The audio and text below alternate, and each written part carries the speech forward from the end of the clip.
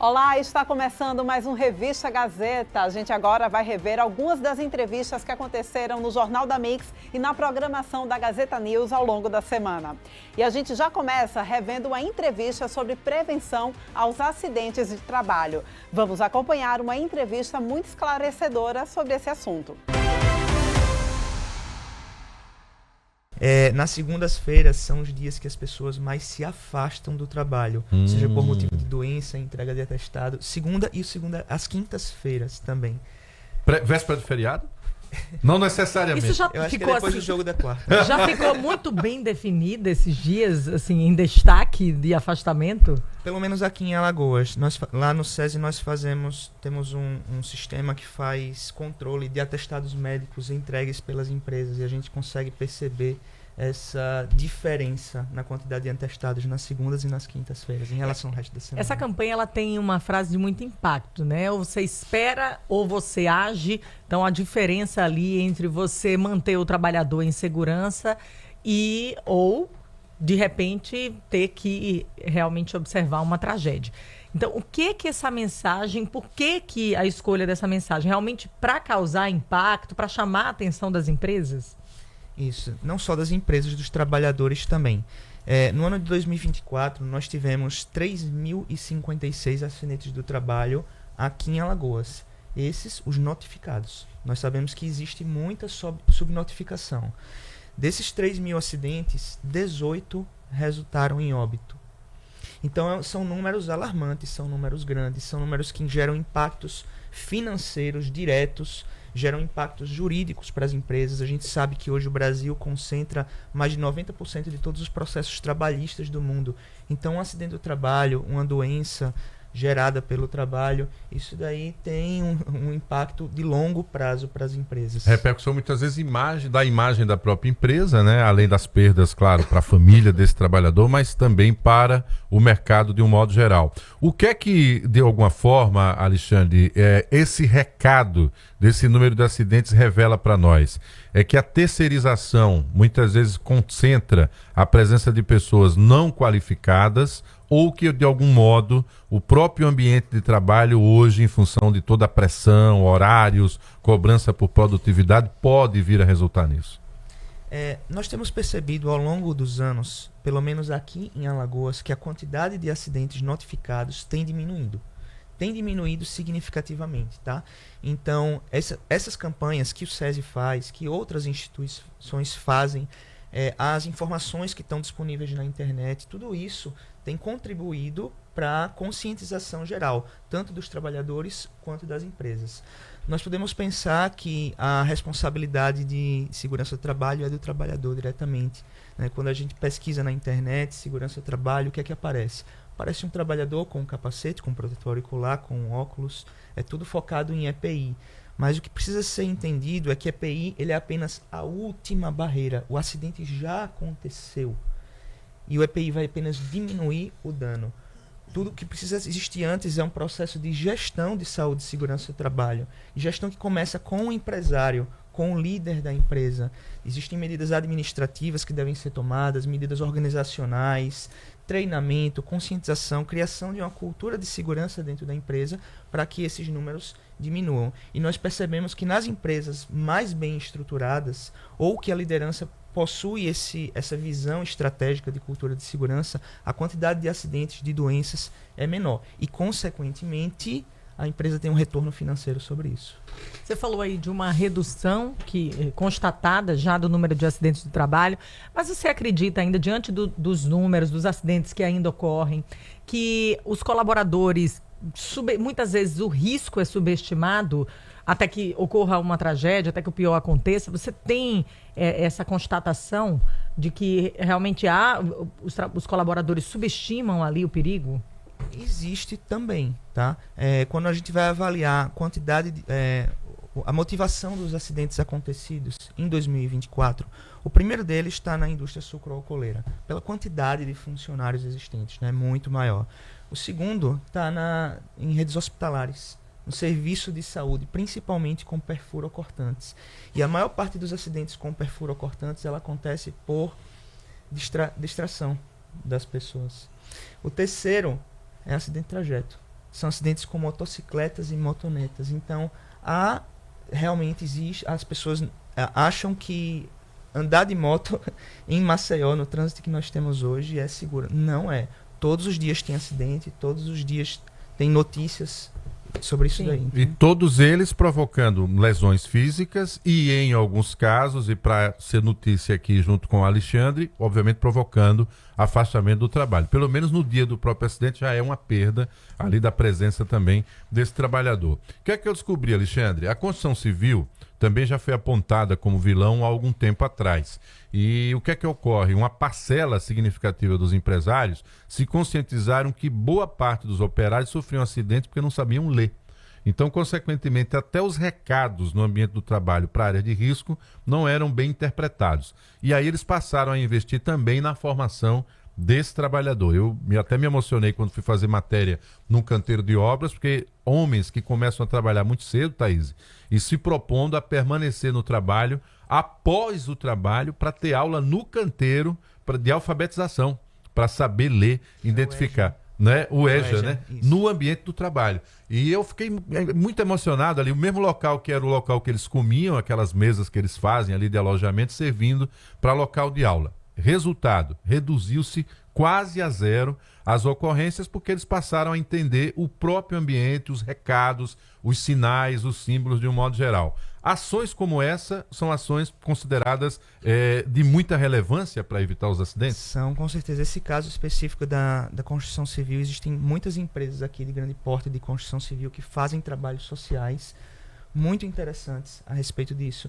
E quando você dá conhecimento às pessoas, elas conseguem usar esse conhecimento para tornar seu trabalho mais seguro. Eu vou citar o exemplo do canteiro que eu fui da V2, né? Da V2, o Vasco, que é um empresário diferenciado, assim como outros tantos, mas esse particularmente a gente tem conhecimento. E é impressionante. Até mesmo a continuidade, porque é um setor, Thaís, que se renova muito a mão de obra. E o que é que eles descobriram? Esse trabalhador que cresce intelectualmente dentro do ambiente de trabalho é um trabalhador que permanece mais tempo também relacionado à empresa. Diminui, é isso mesmo. Não só a V2, a Telesio a Record tem várias outras empresas de grande porte que fazem esse tipo de trabalho e é muito importante. Como você falou, quando a nossa legislação trabalhista foi construída, né, principalmente com o advindo das normas regulamentadoras, o que se tinha de informação sobre o acidente de trabalho vinha basicamente da construção civil. Era o setor que mais afastava, que mais acidentava, tá? Mas isso mudou com o tempo. Por quê? Porque a legislação construída foi robusta. A legislação brasileira hoje, ela é uma das... Em saúde e segurança do trabalho, tá? Ela é uma das mais avançadas que tem no mundo. Mais complexas, mais robustas. E ela dá um direcionamento muito bom para o empregador conseguir fazer a gestão de saúde e segurança do trabalho. E foi construída basicamente por conta desses dados da construção civil. 7h38, você que chega agora, estamos batendo um papo com o Alexandre Causado, ele que é gerente de saúde e segurança no trabalho, falando sobre a importância, falando sobre os indicadores de segurança do trabalho e sobre a nova campanha do SESI para incentivar, estimular a prevenção e promover a cultura da segurança do trabalho nas empresas, entre os trabalhadores, seja qual for o setor. Como é que o SESI está conduzindo essa campanha, vai conduzir essa campanha daqui para frente? Há previsão de visitas às empresas? Como é que vocês estão programados? Essa campanha ela terá uma duração de 30 dias, contados a partir do dia 27 de ontem. Mas o mais importante é que fique a cultura. Essa campanha ela tem que ser contínua. Ela precisa se estender por um tempo maior.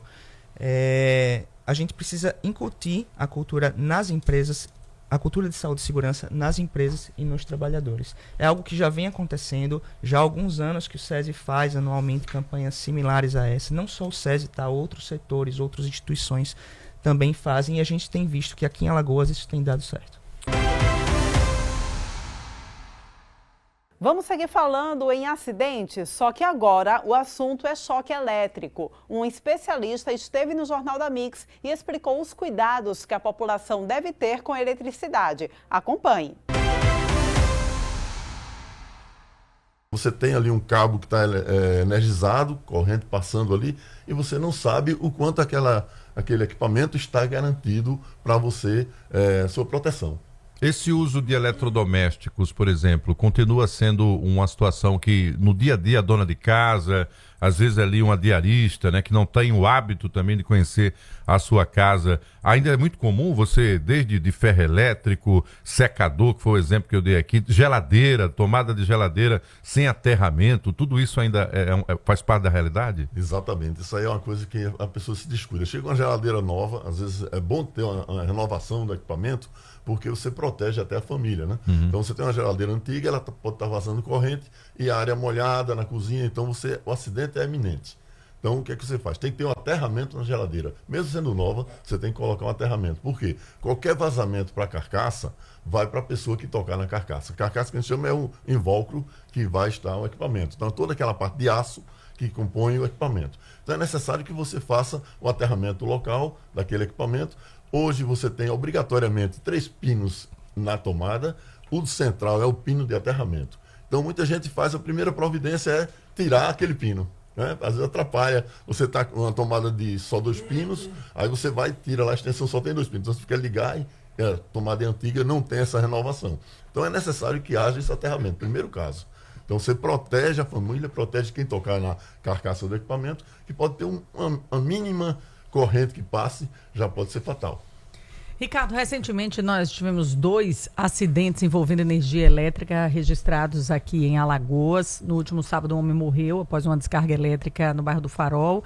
Foi encontrada sobre uma caixa de energia a vítima. E na sexta-feira, no município de Jacuípe, no interior, uma adolescente de 16 anos sofreu um choque elétrico ao tentar subir em um ônibus escolar.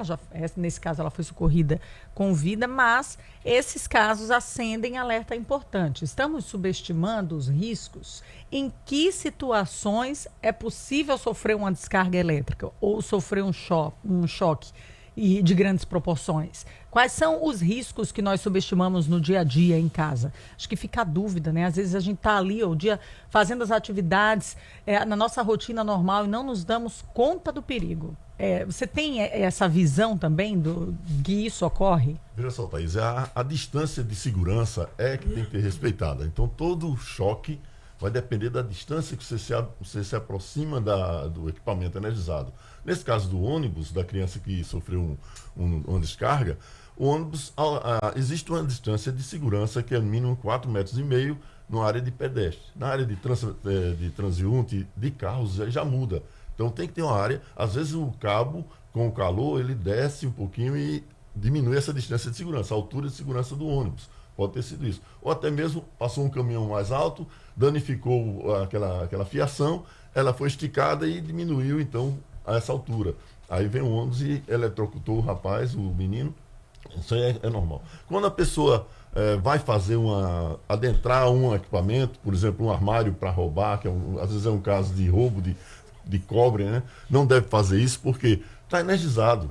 Então qualquer curto que a pessoa se cometer pode falecer ali, pode haver um acidente fatal. Então as pessoas se envolvem em acidentes porque vão na ânsia de querer ser o herói, o artista, né, como se diz, e tenta com a faca, como é o caso desse acidente desse rapaz, ele entrou no armário para obturar, tirar algum cabo, alguma coisa. Por que alguns equipamentos, a exemplo de sanduicheiras, principalmente os equipamentos que têm aquela base em inox ou em alumínio, não são plastificadas, vamos dizer assim, a airfryer também por dentro, podem gerar sensação de choque?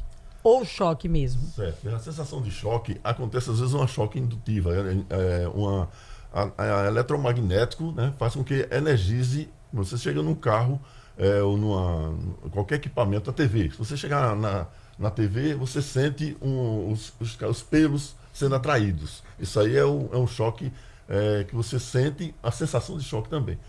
Mesma coisa quando você tem um equipamento com parte metálica, como eu já falei inicialmente, a parte metálica faz com que haja um vazamento de corrente, um mau contato, alguma coisa assim para a carcaça. Aí você pode ser eletrocutado com a mínima corrente. Pois é, isso é importante, você que está acompanhando o nosso programa, tá, e mora em residências antigas, essa questão do cabeamento é fundamental, que tenha um profissional para fazer esse olhar. Até porque às vezes você compra uma casa pequena e aí de repente faz uma reforma e na parte nova a fiação foi totalmente trocada. Mas tem a parte antiga.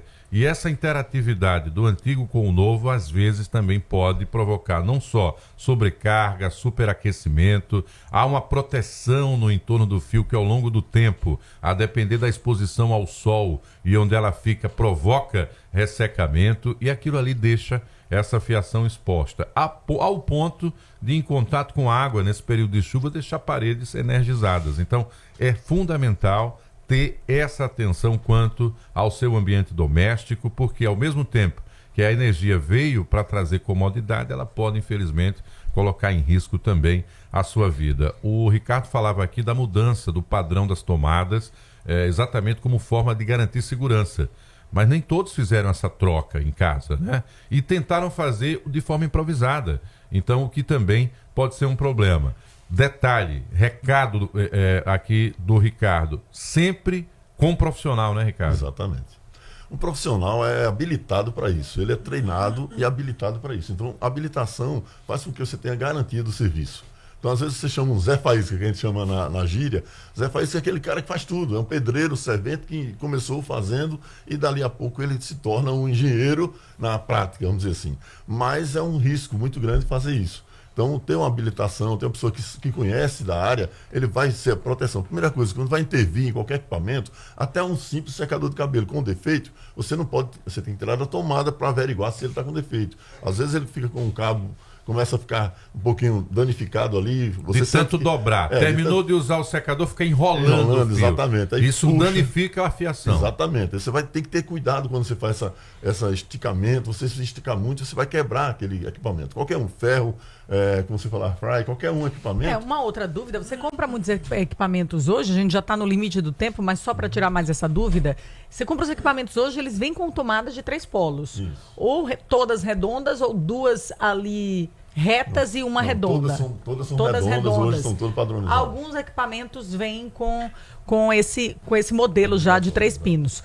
O uso de T's adaptadores garante a segurança? Não, piora a segurança, né? Porque você tem uma sobrecarga naquela tomada. Então o ideal é realmente trocar a tomada. Trocar a tomada. Você tem uma tomada, a tomada ela é dimensionada para 10 amperes. Então 10 amperes é uma corrente alta para uma residência. Só que quando você sobrecarrega a tomada com 3, 4 equipamentos, pode também ocorrer um ponto quente devido à má conexão.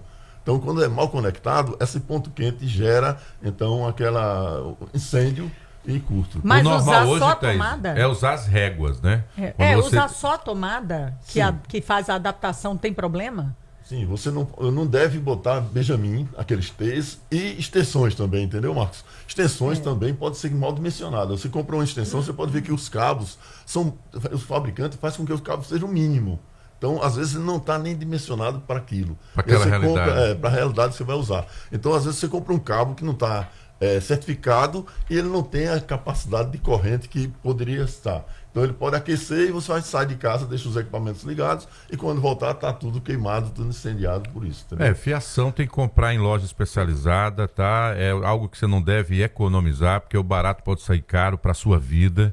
Essa história de ficar comprando fiação em banca, né? Como se fosse camelô, produtos vindo de outros países até. Não vou ficar aqui falando para não criar preconceito, mas não tem o padrão adotado no Brasil. Ô Marcos, uma observação que eu queria deixar para vocês também é que está em moda. Em moda quer dizer, hoje a vida é essa. A gente tem um pet. Eu tenho um pet em casa também. Todos temos pet, né? A maioria das pessoas. Então, qual o cuidado que deve ter? Às vezes você manuseia comendo um sanduíche e manuseia um cabo qualquer ali e o cabo está ao alcance do pet. Ele vai cheirar aquele cabo e vai morder. Então, já aconteceu lá em minha casa, o meu pet mordeu o que eu tinha antes, ele mordeu um fio de rede, que estava no cantinho lá, estava exposto, ele mordeu o fio de rede. Tem corrente também, era mínimo, mas ele não chegou a danificar. Quando a gente viu, então todos os cabos, os fios que tiverem ao alcance dos pets, devem ser protegidos. Nós vamos agora para um rápido intervalo. No próximo bloco a gente volta para falar sobre saúde.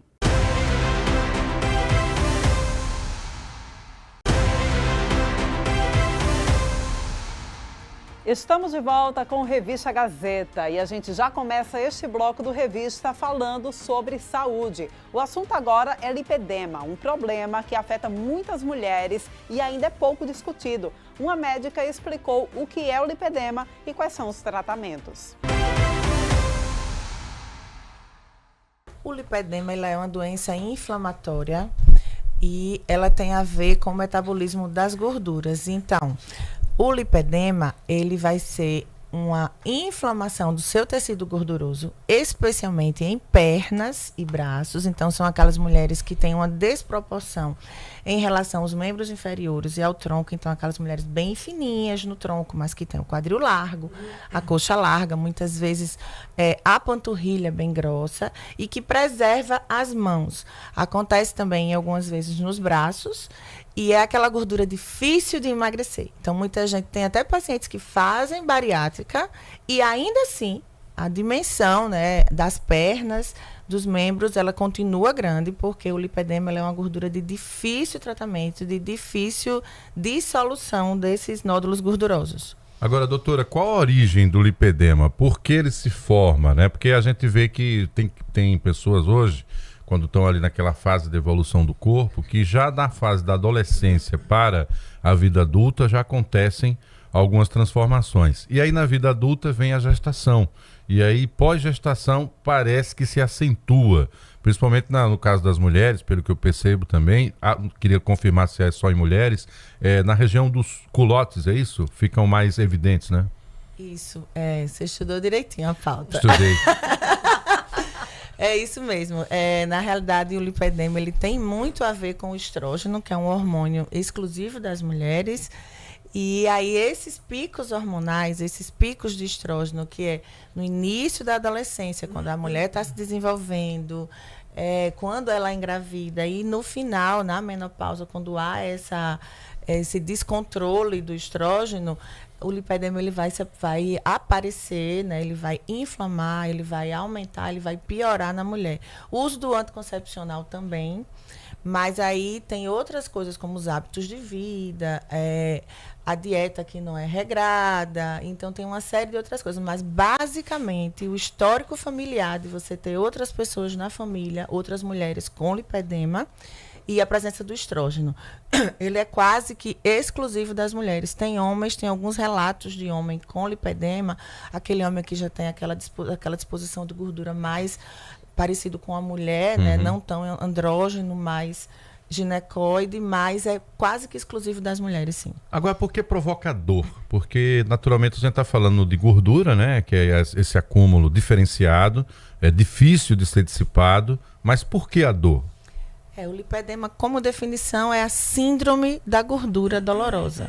A definição dele é essa. Então, antes dele se caracterizar como uma síndrome, como uma doença, que isso aconteceu de 4 anos para cá, quando ele passou a ter um CID, a gente via aquelas mulheres que tinham essa gordura mais diferenciada, mais em membros inferiores, sentir muita dor. Até quando a gente ia fazer tratamento de varizes ou massagem, alguma coisa assim. Então, porque ele é uma gordura que tem um potencial inflamatório muito grande. Mais comum em joelhos e quadris? Mais comum em quadril até joelho. Mas, assim, tem uma grande quantidade de mulheres que tem até o tornozelo. Ele preserva mãos e braços. A paciente com lipedema não incha mãos e braços.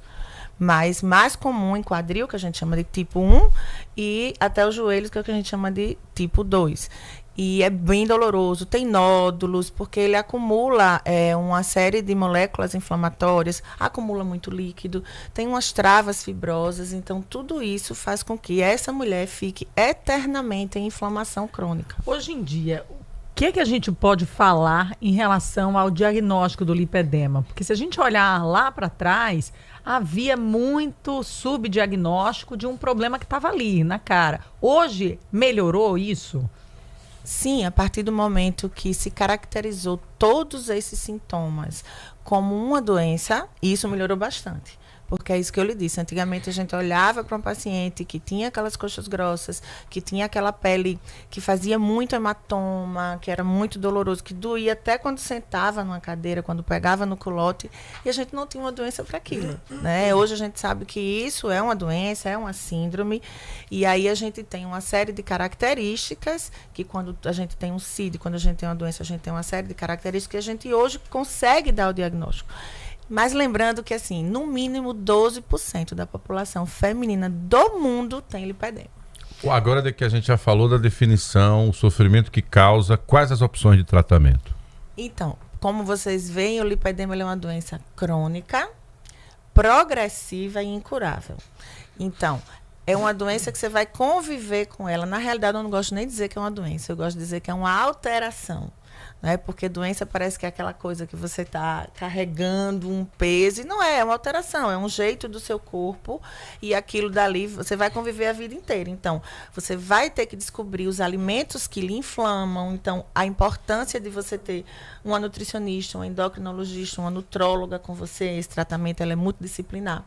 Ele vai dar uma série de alterações vasculares e linfáticas. Então, o vascular, ele está na primeira linha aí desse não acúmulo de líquido, dessa melhora da circulação para que você absorva essas moléculas inflamatórias, e a atividade física. Então, são os pilares de cuidar da saúde que a gente tem para praticamente todas as doenças.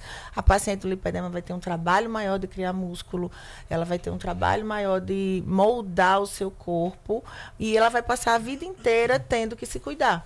Então, deixa eu complementar uma pergunta, Thaís, fruto do que eu já tinha colocado em outro momento. Então, a senhora falou que se a pessoa tem uma tendência, isso a partir de histórico familiar, e aí é uma jovem, casou e está se preparando para a gestação e considerando que esses picos de estrógeno, né, pós-gestação, poderá ter esse resultado, ela pode começar de forma antecipada fazer um tratamento? Sim, eu não diria nem que a gente esperasse a gestação. Se você tem várias mulheres da família com aquele padrão de corpo, então aquela menina adolescente que está desabrochando para a vida, ela já deveria ter um acompanhamento. Já pode antecipar. Exatamente, porque aí nós orientamos a questão da alimentação, o tipo de atividade física, porque os exercícios de alto impacto, eles não são bons para quem tem lipedema, porque a pessoa com lipedema ela tem uma tendência maior a fazer lesões articulares, artroses, artrites. Então, orientar esta adolescente, esta menina, desde cedo, vai ser muito melhor, porque prevenir é sempre melhor do que remediar. E quanto à cirurgia, eu tenho uma dúvida. A lipoaspiração ela é sempre indicada para esse caso? Não é sempre indicada. A lipoaspiração ela é, na realidade, um procedimento de exceção. Primeiro se desinflama o organismo, primeiro se muda os hábitos, primeiro se muda a cabeça, e aí aquele acúmulo de gordura que não saiu de jeito nenhum, nem com nenhum dos tratamentos, nem com as tecnologias e protocolos disponíveis, aí sim a gente faz lipoaspiração. Outra coisa para lipoaspiração são aquelas mulheres que já têm um lipedema muito acentuado, e que aquele acúmulo de gordura, ele impede até que os joelhos funcionem normalmente, porque tem aquele acúmulo de gordura ali, ou no quadril, e aí você consegue lipoaspirar aquelas áreas para você ter uma melhor qualidade na mobilidade articular. Mas ela não é indicada em todos os casos, e como qualquer lipoaspiração, se você não mantém os hábitos, tudo volta. Tudo pode vir. E a gente segue falando sobre saúde. Vamos rever agora uma entrevista muito esclarecedora sobre o que é o luto e como nós devemos atravessar esse processo. Um prazer estar aqui com vocês também. Bom, nós vivemos muitos lutos ao longo da vida, e quando a gente fala de luto, a gente imediatamente se transporta para a perda dos entes queridos, das pessoas que nós admiramos. Mas nós vivemos outras perdas durante a nossa vida que também nos levam ao luto, né? À dor, ao sofrimento. Isso faz parte da vida de uma maneira geral. Mas principalmente quando nós falamos por perda relacionada com a morte das pessoas que são importantes para a gente, nós estamos falando de um processo, Marcos, que tem uma duração prolongada e que, na realidade, cada pessoa vai vivenciar de uma maneira diferente. Né? Existem lutos diferentes também, existem lutos antecipados, como foi o caso da Preta Gil, que foi um longo processo, né, de adoecimento e de sofrimento. Quando ela parte para os Estados Unidos, eu pude perceber que uma das últimas entrevistas dela, ela foi muito franca em dizer para a opinião pública que, naquele momento, no Brasil, já não existia mais ferramentas para aquela luta. Então, ela estava buscando uma nova alternativa. Naquele momento, parecia que ela já tinha plena consciência do que enfrentaria, né? Sim, eu acho que a Preta Gil, acho que a morte da Preta Gil e todo o entorno, né, a maneira como a família está e esteve lidando com isso, eu acho que é um grande ensinamento para todos nós. Primeiro porque, é claro, né, ela sofreu uma doença degenerativa, prolongada, com muito sofrimento. Ela foi uma pessoa que teve muita coragem para enfrentar isso, né, enfrentou de todas as maneiras e buscou todos os recursos, até que ela percebeu que não seria mais possível aqui, e ela buscou algo para além, né, para manter a sua vida, e eu acho que isso é um exemplo também de força, né, de persistência, de coragem, porque precisa ter muita coragem para fazer isso. De valorização da vida, né? De valorização da vida, minuto, exatamente. Mas eu acho que, para além disso, sabe, Marcos, eu acho que a maneira como isso foi cuidado pela família é um exemplo muito grande. Uma das coisas que mais me chamou a atenção e que me comoveu e, ao mesmo tempo, me causou uma admiração muito grande, foi a fala do filho do Francisco, né? Porque o Francisco, ele estava com ela no momento em que ela faleceu. E uma das coisas mais difíceis na vida é justamente a gente poder suportar a dor e o desconforto da despedida. E não que a despedida seja obrigatória, Marcos, mas é muito diferente um luto quando há possibilidade de uma despedida e um luto quando isso não é possível, ou porque foi uma morte inesperada, ou porque a pessoa não tem condição. E algumas pessoas não têm condição de fazer a despedida e ok, não é obrigatório. Mas esse é um momento muito especial na vida das pessoas. Eu passei por essa situação agora no começo do ano e eu tive a oportunidade de me despedir do meu esposo, de uma pessoa com quem eu fui casada 40 anos, eu e os meus filhos, e com certeza isso fez uma diferença muito grande para todos nós na elaboração desse luto e também para a pessoa que está partindo, né? Isso também é importante. Então, como viver o luto? Gente, nós vivemos o luto como nós damos conta de viver. O que a gente precisa entender, Marcos, e aí às vezes há uma pequena confusão, as pessoas às vezes entendem que o luto é um processo depressivo. E o luto não é um processo depressivo.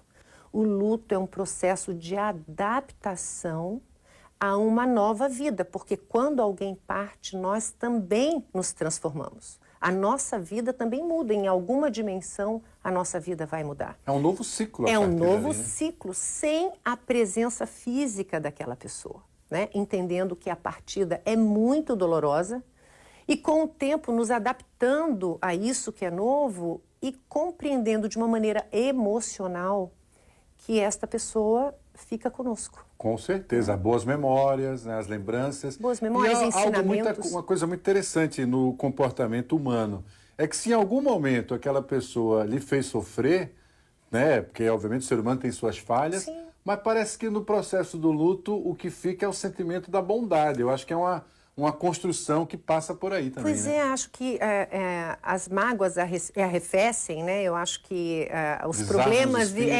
Exatamente.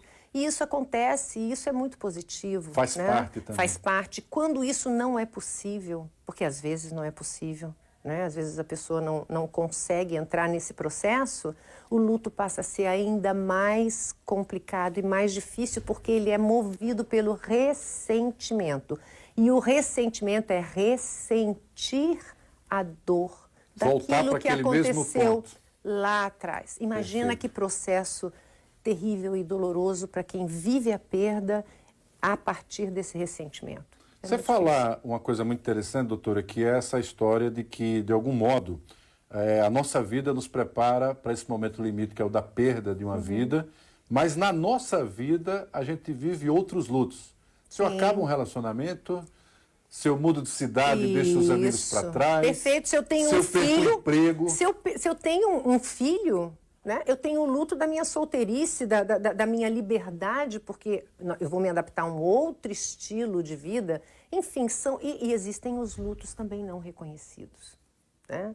Aqueles lutos que o outro não percebe a perda e a dimensão da perda naquela pessoa, né? Então, são vários tipos Como é que de a senhora avalia o modo como, de alguma forma, a mídia faz, assim, meio que um espetáculo, né? Talvez em torno da audiência, em torno da venda, isso daquela pauta propriamente dita, isso interfere de algum modo no modo que o brasileiro compreende o processo do luto?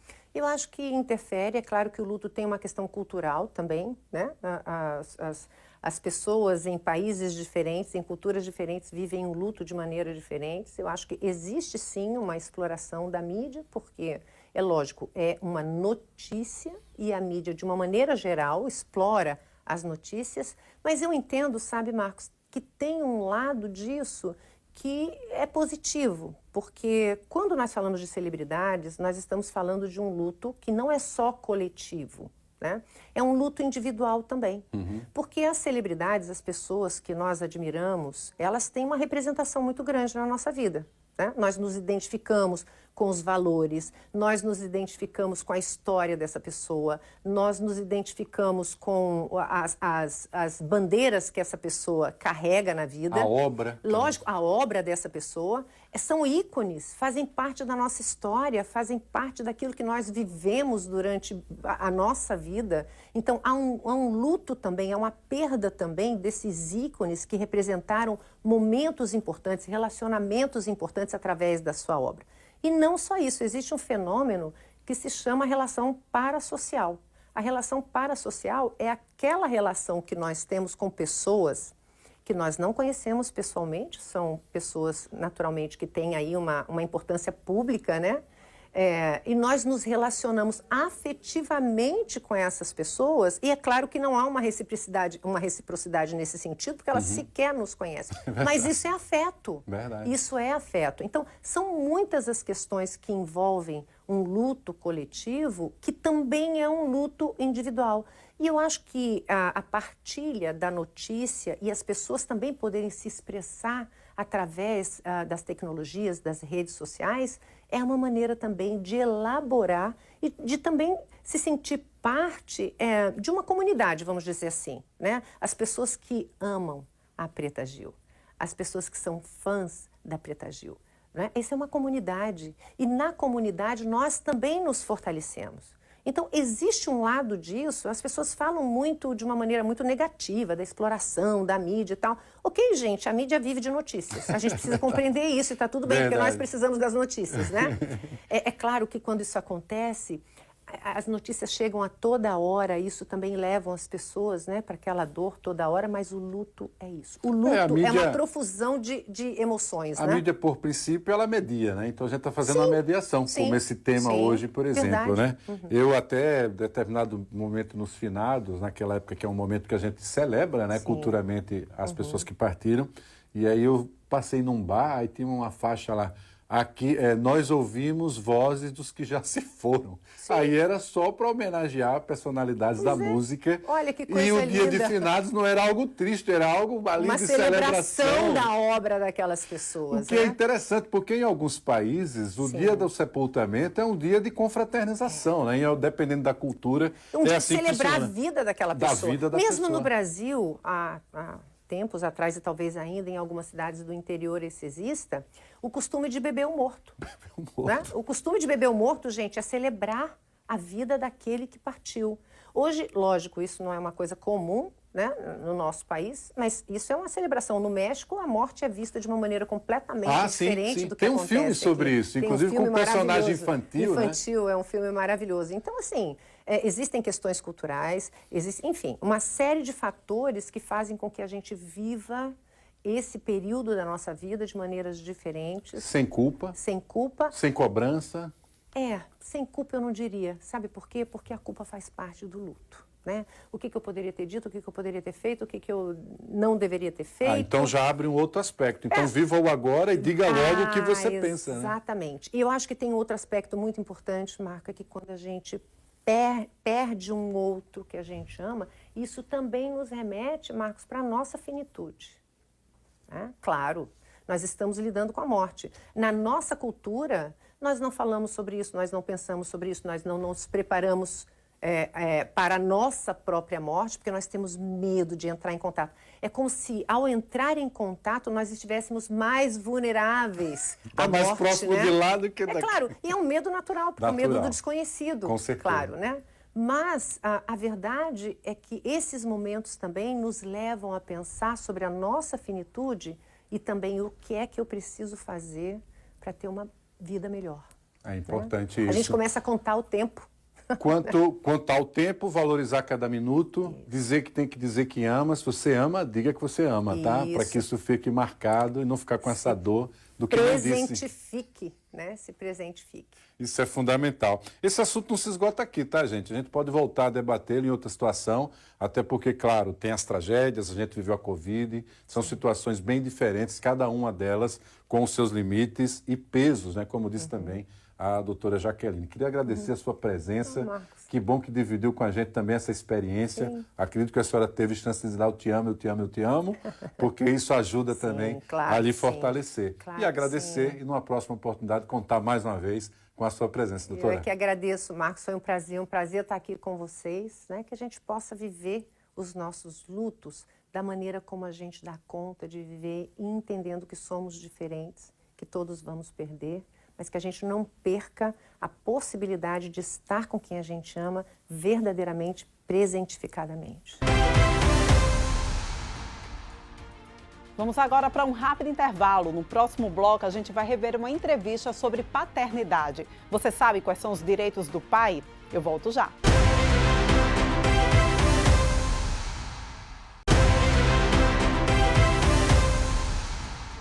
E o Revista Gazeta está de volta. Lembramos que vocês podem acompanhar essas e outras entrevistas através dos nossos canais do YouTube, tanto da Gazeta News quanto da Rádio Mix. Agora vamos falar de licença paternidade. Você sabe quais são os direitos do pai na hora em que o bebê chega à família? O advogado Henrique Messias explicou tudo em uma entrevista aqui na Gazeta News. A legislação ela assegura alguns direitos para a mãe e para o pai. O mais conhecido é a licença maternidade, que é de 120 dias, é um benefício previdenciário, ou seja, é pago pela Previdência, ainda que a empresa pague aquele salário, ela desconta da guia da Previdência, então quem paga indiretamente é o INSS, 120 dias, podendo ser prorrogado até 180 dias, no caso das empresas que fazem adesão ao programa Empresa Cidadã, mas no caso da licença paternidade, esse direito ele é bem reduzido. Marcos, hoje, a nossa Constituição Federal, lá de 1988, tinha uma previsão de que essa licença é de tão somente 5 dias. E não são 5 dias úteis, são 5 dias corridos. Vivi essa realidade. Numa quinta-feira, quinta, sexta, sábado, domingo, terça-feira eu estava lá. Tem que estar de volta. Né? Então, são dias corridos. E esses 5 dias, que a gente sabe que é um prazo muito curto, que é um período muito curto, diante da realidade daquela família que muda com a chegada daquele bebê ou ainda com a adoção daquela criança, esse prazo de 5 dias ele tem sido questionado há algum tempo. Essa matéria foi levada ao Supremo Tribunal Federal e o Supremo Tribunal Federal, no final de 2023, disse que o Congresso teria um prazo de 18 meses para regulamentar essa matéria, aumentando essa licença paternidade, que hoje é de 5 dias. Esse prazo finalizou agora em julho de 2025 e, infelizmente, o Congresso Nacional não tomou essas providências de regulamentar a licença paternidade. Nem providência, nem previdência. Também. Continuamos voando, né? Então Também, quer dizer Marcos, que a paternidade da pauta era dos legisladores. E até agora eles não fizeram nenhuma lei quanto a isso. Tem leis tramitando, né? Isso. Mas que não avançaram ainda. Existem projetos que falam em 20 dias, que falam em 30 dias, que falam até em 75 dias de licença paternidade. No entanto, esses projetos estão tramitando no Congresso Nacional, nas duas casas, na Câmara ou ainda no Senado, mas não tivemos ainda uma definição. E essa definição, diante do término desse prazo do STF, pode ser dada até pelo Supremo Tribunal Federal hoje. Então, estamos aguardando essa definição, mas uma certeza, Marcos, é que esse prazo será aumentado. O que está em discussão é a humanidade em relação a esse momento, né? De trazer para o pai também essa responsabilidade em relação a esse filho e esse processo de organização da família. Esse foi o princípio norteador, então. Perfeito, exatamente isso. Como você bem colocou, é uma responsabilidade. O pai não está ali para ajudar, o pai está ali para cumprir com a responsabilidade dele, que é cuidar também daquela criança que está vindo ali para aquele seio, para aquela família. Então, isso foi visto pelo nosso legislador, na verdade, pelo nosso judiciário, que impôs ao legislador essa imposição, e isso está sendo regulamentado ainda. Mas o importante é que aquele pai tenha mais tempo, com aquela criança, com aquele bebê, para que esses ajustes familiares possam acontecer. Eu parti da ideia do início dessa conversa para o trabalhador carteira assinada, seletista, né, como comumente é chamado. Mas e no caso dos trabalhadores autônomos, né, esse que é microempreendedor individual, tem alguma consideração em relação a isso? Marcos, o autônomo, o MEI, a empresa individual, o microempreendedor individual, ele não tem esse direito. Por não ser um direito, né, previdenciário, um benefício previdenciário, como é o caso da licença maternidade, é um afastamento que é custeado pela empresa, no caso do seletista, ele não tem esse direito. Ele realmente, né, vai se afastar do trabalho, se for possível para ele, porque ele vai ter que passar aqueles dias sem trabalhar e sem receber por isso, porque ele é autônomo. Então, Partindo da ideia de que, por ele ser autônomo, ele é dono do próprio negócio. Isso, exatamente isso. Então, se ele se afasta, ele vai deixar de faturar, entre aspas, naquele dia, ele vai ter que arcar com isso. Mas não tem nada assegurado ao autônomo nessa questão da licença paternidade. Por que fiz essa provocação? Porque, naturalmente, por ele ser MEI, ele também tem uma contribuição previdenciária, né? Há um desconto diferenciado aí nesse sentido. Mas a própria Previdência ainda não avançou nesse sentido. Não há nenhuma discussão, proposição nesse sentido ainda. Não há, até porque essa licença paternidade não é um benefício previdenciário, Marcos. No caso da licença maternidade, é. Na paternidade não é. Ainda que um desses projetos, o que fala num prazo maior de 75 dias, passa a instituir, sim, enquanto benefício previdenciário. Aí, nesses casos, os autônomos podem ser, sim, beneficiados. Mas hoje a gente não tem essa previsão. Agora, não há um estudo de impacto, né? Porque, naturalmente, a gente muitas vezes ali não consegue nem quantificar quanto ao número de nascimentos e o impacto disso na própria Previdência, que aqui e acolá está precisando de uma reforma sempre para se ajustar. Esse talvez seja um empecilho importante, né? Na verdade, esse projeto ele foi precedido de um estudo, tá, Marcos? E esse estudo fala em um impacto de 0,5% no caixa da Previdência Social. O problema é que a gente vive hoje uma situação deficitária. Então, a Previdência ela já traz um déficit muito alto e a gente estaria aumentando esse déficit. Por isso essa discussão ela não avançou tanto. Mas sim, existe esse ajuste e eu só não sei se vai passar porque vai aumentar esse déficit. E se saber se o estudo está atualizado, né? Isso, porque considerando pelo tempo que foi feito, de um modo geral, o que eu tenho acompanhado, a discussão previdenciária, ela não ocorre só no Brasil, ela acontece também em outros países, né? E a grande preocupação é pela limitação do número de nascimentos. Sim. Porque, de alguma forma, mais adiante, a gente pode ter menos pessoas contribuindo e mais pessoas precisando da Previdência. Então, de alguma forma, se a gente concede o direito para essa possibilidade ser amparada também pela Previdência, pode estimular, de repente, mais nascimentos. Não sei se o legislador pensa nisso ou se quem criou a lei pensou nisso também, né, doutor? Sim, perfeito. A gente só precisa considerar, e é importante essa colocação, Marcos, que hoje essa pirâmide ela já está invertendo. Antes nós tínhamos um número maior de pessoas jovens e um número menor de pessoas idosas. Daqui a um tempo, o número de idosos vai ser maior e aquelas pessoas jovens elas vão ter que contribuir para custear a aposentadoria, os benefícios previdenciários desses idosos. E não se sabe se será o suficiente. E essa é a grande dúvida, esse é o grande problema enfrentado hoje pela Previdência Social no Brasil e em outros países. Pois é, diz que do ponto de vista jurídico, né, os grandes calculistas são justamente os que calculam essas somas previdenciárias também, de um modo geral. Retomando para o que a gente tinha proposto como pauta, quais são os cuidados que os empregadores e os empregados precisam ter quando o assunto é a licença paternidade? Perfeito. Primeiro, e o principal deles, Marcos, aquele trabalhador, uma vez empregado, ele precisa estar com a carteira de trabalho assinada. Ele precisa ter aquele vínculo de emprego reconhecido para que ele tenha direito não somente à licença paternidade, mas a todos os direitos assegurados aos trabalhadores empregados.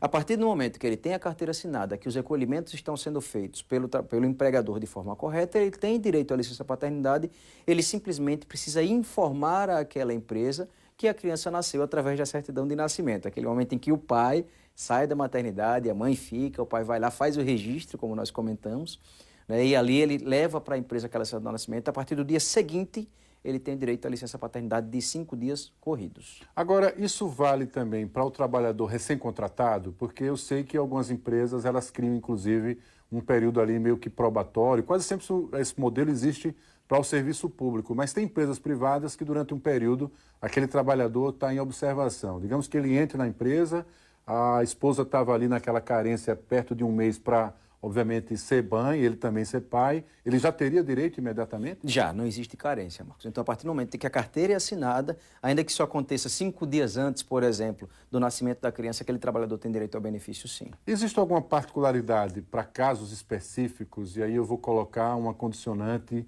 se essa criança nasceu com alguma doença que o obrigue a permanecer mais tempo no hospital? Sim, é uma excelente pergunta, porque a gente teve essa decisão muito recente no Supremo Tribunal Federal, não falando sobre licença paternidade, mas sobre licença maternidade, assegurando que aqueles 120 dias ele não começa a contar da data do nascimento, mas da data da alta daquela criança ou ainda da alta daquela mãe, se eventualmente ela ficou internada em virtude de problemas no parto, durante o processo do parto. Então, o STF assegurou que os 120 dias da licença maternidade contam a partir da alta da mãe e da criança, e a gente pode fazer uma analogia e considerar que também no caso do pai esses 5 dias contam a partir da alta da criança. Se eventualmente aquela criança ficar internada, somente quando ela estiver alta, os 5 dias começarão a contar, meu amigo. Agora, doutor Henrique, quais são os organismos, né, da sociedade, do modo geral, que têm criado esse debate, essa interlocução, primeiro com os parlamentares,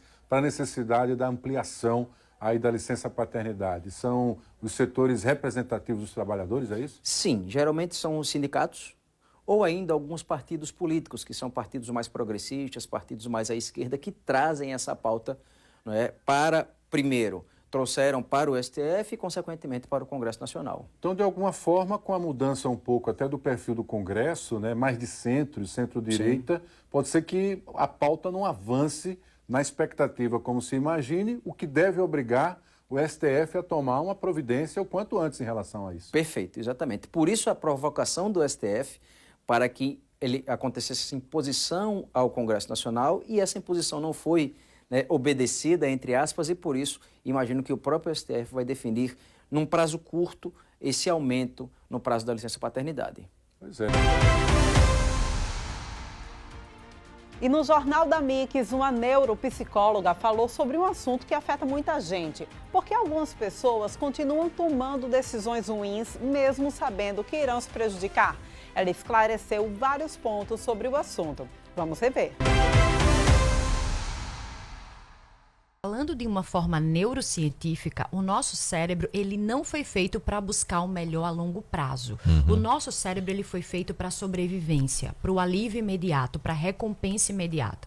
Um exemplo, né? Uma pessoa que tem transtorno alimentar, tá? Que tem compulsão alimentar, mesmo ela sabendo que aquele comportamento, que aquela decisão que ela toma de comer demasiadamente, isso vai causar um sofrimento, uma angústia, uma dor depois, mas porque ela não consegue sair daquele padrão de comportamento. O que é que acontece? Porque o cérebro dela já entendeu que toda vez que ela come, alivia a ansiedade. Então vamos lá, toda vez que ela tiver com medo, angustiada, alguma situação, alguma demanda aconteceu na vida dela, ela está muito estressada, então ela busca ali o alimento, tá? Ela come ali exacerbadamente porque ela sabe que aquilo dali vai realmente dar o alívio da ansiedade de forma imediata. E é isso que o nosso cérebro busca, tá? Porque o nosso cérebro, ele gosta, Marcos, do que é confortável, mesmo que aquilo traga uma disfuncionalidade, porque ele não entende como disfuncional, ele entende como funcional, porque justamente aliviou a ansiedade.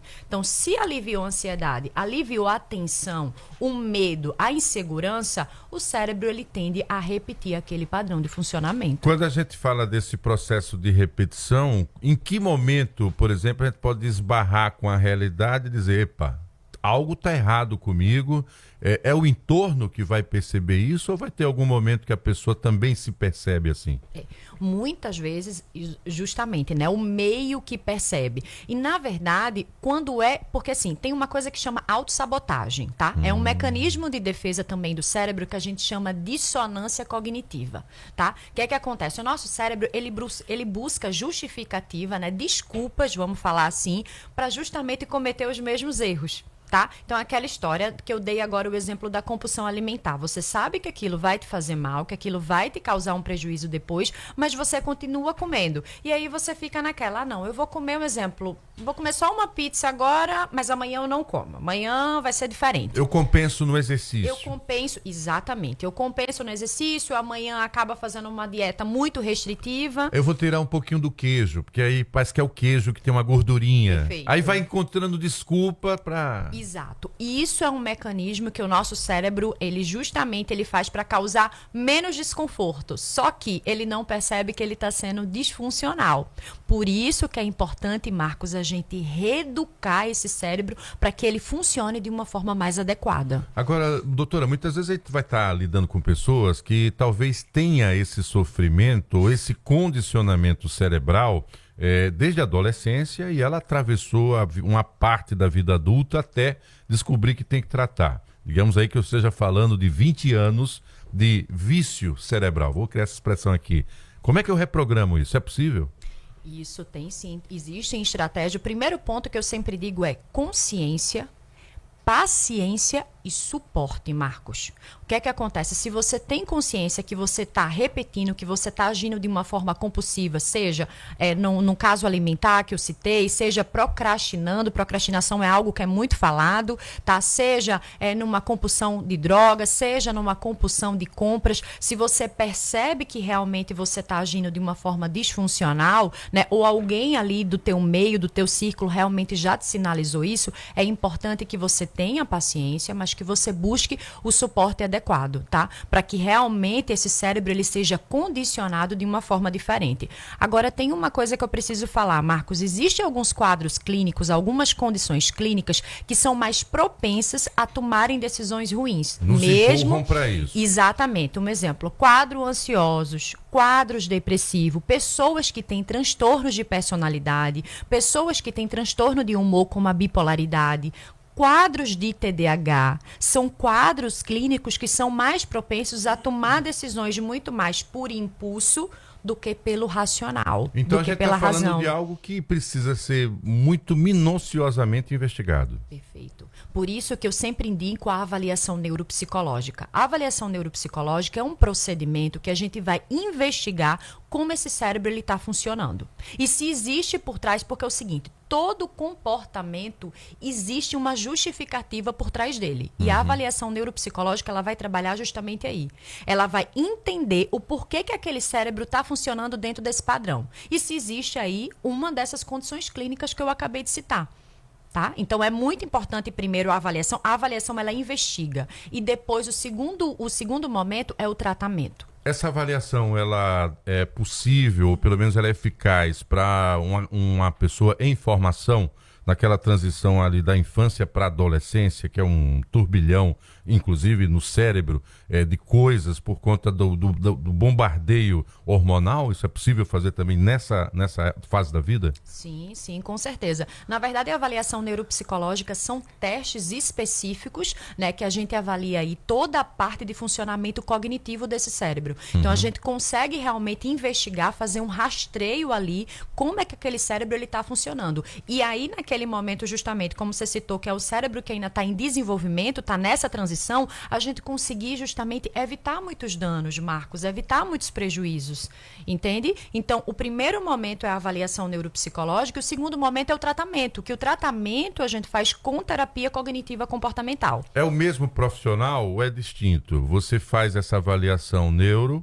e aí, de repente, uma vez identificando, eu vou para a terapia, ou é o mesmo profissional quem pode conduzir isso? Isso. Desde que tenha a especialidade, é claro. Sim, o mesmo profissional pode fazer. O neuropsicólogo, ele faz a avaliação neuropsicológica, ele faz toda essa investigação, né? O porquê desse funcionamento, desse padrão de funcionamento daquela pessoa, e depois a gente passa para o segundo momento, que é a terapia comportamental, né? Que aí são estratégias específicas, né? Que a gente vai reeducar, realmente reestruturar esse cérebro para que ele funcione de uma forma mais saudável, né? Mais assertiva, mais realista. Agora, doutora, digamos que, sei lá, eu tenho um pai ou uma mãe, ou até os dois, que nunca reprogramaram nada, né? E aí, de repente, eu herdo isso ou só são as condições ambientais que acabam influenciando? O que é que acontece? Se for um exemplo de um quadro de TDAH, né? Eu vou dar o exemplo do TDAH. O TDAH ele é um transtorno neurobiológico, né? Então você já nasceu com o TDAH. Exatamente. E o TDAH ele tem um sintoma que chama-se de procrastinação, né? Que é justamente uma forma disfuncional que o cérebro age. Mas ele age dessa forma porque para ele isso é recompensador, tá? Ele não trabalha por lógica, tá? Pra que ele pressionar se eu posso fazer amanhã? Exato, ele trabalha, ele gosta da zona de conforto. Eu digo que o nosso cérebro, ele poupa energia, ele é econômico, tá? Então, tudo aquilo que você vai demandar estresse, raciocínio, função executiva, muito pensamento, o cérebro, ele vai te poupar, tá? Ele gosta realmente daquilo que é confortável. Ir pra praia, jogar bola com os amigos, ficar ali na pracinha, vamos jogando uma dama e tal. E para que eu vou começar o trabalho hoje? Se eu for começar o trabalho hoje, aquela demanda, um exemplo, hoje é quinta-feira. Eu tenho um trabalho para entregar na segunda, né? E aí o que é que eu faço? O que seria interessante era que você começasse a realizar o trabalho hoje. Para dar tempo de corrigir. Mas o teu cérebro, ele entende que agora isso vai te gerar ansiedade. Não, hoje tem jogo, hoje tem um pessoal lá no bar e tal. Isso, então eu deixo para amanhã. E aí o amanhã a causa o quê? Te causa sofrimento, porque depois chega na segunda-feira, você até pode fazer o trabalho, mas não entrega com tanta precisão. E pode causar até demissão, né, Exato, doutor? prejuízo. Se for produtividade. Gente, é muito instigante esse assunto, tá? Espero que a gente tenha dado esse start aí em você, para você compreender que a neuropsicologia estuda esse seu comportamento, essas suas ações que acabam interferindo também até na sua produtividade, né? E vale para várias questões. Ela deu exemplo aqui da compulsão alimentar, deu exemplo da questão aí também dos relacionamentos que podem afetar a sua vida. Esse assunto não se esgota aqui. A Larissa veio, para dar esse start, como eu falei, mas pode voltar a qualquer momento, porque é um assunto que está na ordem do dia e na pauta do dia. Vamos fazer um só sobre procrastinação? Vamos. Porque eu conheço uma porrada de gente assim. Eu acho que eu já fui um pouco assim também, sabe? Até não ter filho. Depois que tem filho, se você procrastinar, tá ferrado. Nada anda. Mas a procrastinação é muito bom esse tema, porque a gente vê pessoas tão extraordinárias que às vezes também em algum momento da vida, estão mais ou menos procrastinadoras, né? Então, acho que é uma boa pauta para a gente voltar a articular. Queria te agradecer, desejar aí um resto de semana produtivo e dizer que aqui na Mix a gente está sempre aberto para discutir com a Larissa Lins sobre neuropsicologia e essas coisas que interferem na nossa vida. Valeu? Prazer vê-la. Perfeito. Quer dar uma palavrinha final? Fala, fica à vontade. Tem uma mensagenzinha que eu preciso deixar, que eu acho muito importante, é o seguinte, né? Quando eu falei que a gente precisa, né, primeiro de consciência, paciência e suporte, mas tem uma coisa que a gente pode fazer com a gente mesmo, tá? Sempre antes de tomar qualquer decisão, Marcos, qualquer comportamento, qualquer algo que você vá fazer, sempre pergunte se aquele comportamento, aquela decisão te aproxima ou te afasta da vida que você quer. Vamos agora para mais um rápido intervalo. No próximo bloco, a gente vai rever uma entrevista sobre a lei da focinheira, que obriga alguns cães de determinadas raças a só andarem com focinheira. Eu volto já.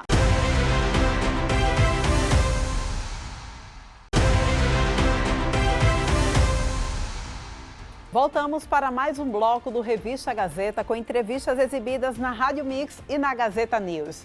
E a gente agora vai falar sobre a lei da focinheira, que obriga determinadas raças de cães a circulares em locais públicos com focinheira. Ela está gerando críticas de tutores e também deixa um alerta para o médico veterinário. Rodrigo Paes esteve aqui no Boletim Gazeta e falou sobre o assunto. Risco qualquer ser humano, criança ou até mesmo outros animais por conta de uma incapacidade dos proprietários de cães de um porte maior ou de um possível ímpeto um pouco mais intenso, põe risco. Então, a primeira coisa que a gente tem que fazer é entender que isso é um problema de segurança pública e precisamos debatê-lo como tal. Segundo, com relação à saúde dos animais, uma coisa que eu venho alertando muito é que esse equipamento, agora é lei, nós temos que obedecer. Até que haja uma alteração, o que está em vigor, precisamos cumprir. Ponto. Então, assim, a primeira coisa que eu recomendo, que eu ponho em extremo alerta, é que assim, o cão, ele se resfria, ele faz a sua termorregulação através de um mecanismo chamado de arfar. Ele arfa, ele põe a língua para fora, ele umedece essa língua com saliva e ele fica arfando. Essa é a forma de regular a temperatura dele, principalmente em climas quentes como o nosso. Então, assim, se esse equipamento não for aberto e não proporcionar um espaço suficiente para esse cão abrir a boca e arfar, a gente vai ver um bocado de cachorrinho aí morrendo por conta de hipertermia só porque está passeando na praça. Pois é, isso é uma informação importantíssima, inclusive porque cada raça tem uma característica diferenciada, né? Algumas com mais pelos, outras com menos pelos, e todas elas fazem exatamente essa regulação quando estão ali nesse momento do passeio. O que é que lhe chama a atenção em relação à lei? É que ela foi feita só sob emoção e, pelo que me parece, sem uma discussão técnica. Perfeito, é exatamente isso. Eu acho que bom, a gente precisa entender que é um problema mundial. Não é só aqui no Brasil que tem esse tipo de problema. Inclusive, algumas raças já foram proibidas em outros países. Os resultados ainda não são muito interessantes. Mas, enfim, precisa ser discutido de forma técnica, certo? Eu entendo que os profissionais que estão aptos a opinar e a contribuir com a solução desse problema, primeiro, são os comportamentalistas caninos, os adestradores que estão na linha de frente todo dia lidando com situações de difícil trato, de comportamentos inadequados, enfim, agressões. Então, esse é o pessoal que precisa ser ouvido. Os veterinários, os criadores dessa raça, os bons, que têm uma bagagem grande e que podem contribuir com isso. E, lógico, a classe veterinária e as entidades sinófilas também. Eu destaco aqui no estado o trabalho que o pessoal do Pastor Alemão vem fazendo. Hoje nós retomamos com o Kennel Clube Alagoas, então são duas entidades sinófilas que estão fazendo com boa atuação no estado e que podem contribuir com a solução para esse problema. Tem muito especialista, né, que pode agregar no debate. Essa lei, ela cita raças específicas. Quando a gente basta olhar, Marcos, na rede social, em qualquer discussão, qualquer análise de comentários ali dos entendedores da internet sobre ataques de pitbulls, é o que a gente vê muito também na rede social. Os críticos da raça já querendo excluir o animal, dizendo que o animal é um monstro, que é um terror. Então, a lei, ela cita raças específicas e o pitbull está entre elas. E realmente, assim, os críticos argumentam que essa lei, ela ainda exclui animais que não têm raça definida, animais que não têm treinamento, ou seja, faz algum sentido mencionar ou definir raça numa legislação? Vamos lá, assunto complexo, né? Mas eu acho que é muito complicado apontar essa não, essa não, essa não. Vamos entender uma coisa, gente. Todo cachorro, do pequenininho ao de 80, 90 quilos que seja, eles são regidos pelos mesmos instintos básicos, pelos mesmos impulsos. No adestramento, na parte, a gente chama de drives. Então, todos eles vão ter drive de caça, todos eles vão ter drive de defesa, todos eles têm potencial para morder e se defender também. A variação de raças, ela prioriza, por conta de seleção, na maioria das vezes feita para trabalho, ou seja, cães de caça, cães de guarda, cães boiadeiros, cães de resgate, cães de ovelheiros, uma infinidade que veio se moldando ao longo da história da humanidade de milhares de anos. Esses drives eles se intensificam mais ou menos de acordo com a função que o cão foi criado, certo? Diante dessa explicação, eu entendo que cães que não fazem parte dessa lista podem ser um problema e na maioria das vezes até é mais, a incidência é até maior, né, de cães. Então, assim, inclusive, uma das soluções, uma das possíveis soluções que eu sugiro para esse tipo de coisa primeira coisa, não apontar raças. Até porque os países que proibiram, por exemplo, o pitbull, o pessoal começou a criar presa canário, que é uma raça muito pouco conhecida, com potencial destrutivo muito maior e com muito menos seleção de temperamento. Começaram a criar cana e corso, começaram a criar pastor do Cáucaso, que é um cão gigantesco também, enfim. A proibição, ela não vai, normalmente ela não vai para um bom caminho, certo? A minha sugestão é, tire as raças, porque é complicado, até porque para você provar que um cão é puro, não, esse cachorro aqui é um Rottweiler, cadê o pedigree dele? Ah, não tem, então olha, pode ser que ele tenha uma outra raça, uma mistura, e aí vai uma discussão que é bem longa. Você vai ter a oportunidade de participar de um debate importante, numa audiência pública na Câmara Municipal de Vereadores, né? A sua ideia é tentar fazer exatamente essa distinção? Você vai tentar fazer uma abordagem científica, também de caráter social? Qual a estratégia que você vai adotar para provocar essa reflexão? Bom, a minha contribuição como veterinário, como dirigente de clube sinófilo, é tentar chegar na solução. Nós precisamos ser ouvidos, nós precisamos ver qual é a demanda da população. Bom, já sabemos qual é a demanda da população. E assim, uma das sugestões que eu tenho limita-se por peso. Não fala de raça, fala por peso. Então assim, cães a partir de 30 quilos, 25 quilos que seja, eles precisam ter isso, aquilo, outro. E uma coisa que eu acho muito importante é dar a opção, é dar a liberdade para o condutor, para o dono do animal, caso ele entenda que o seu cachorro ele está apto a conviver em sociedade, que não vai causar, não é um potencial, que ele possa transitar sem esse equipamento, sem a guia, sem a focinheira, mediante a apresentação de uma prova de trabalho, por exemplo.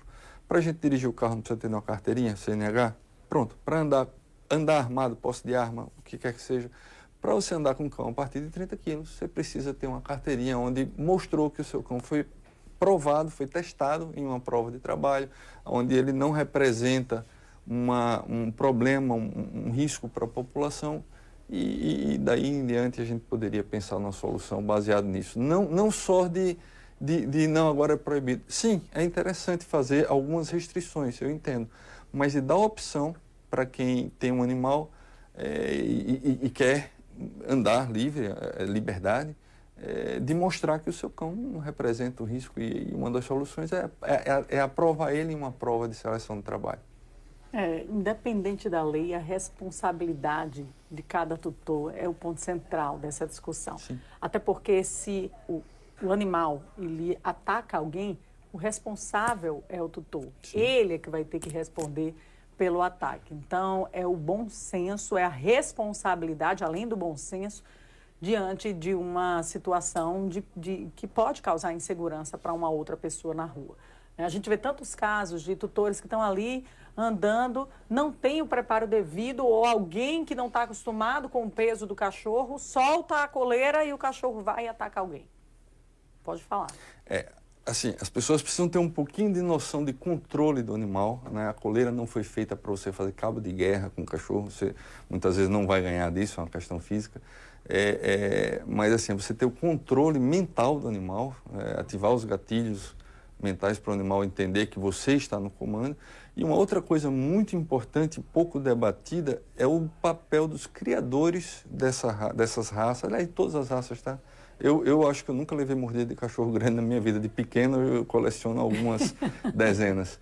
Mas assim, com relação a temperamento, gente, temperamento também é genético, uma boa parcela dele é transmitido e precisa ser selecionado. Na maioria das vezes é negligenciado.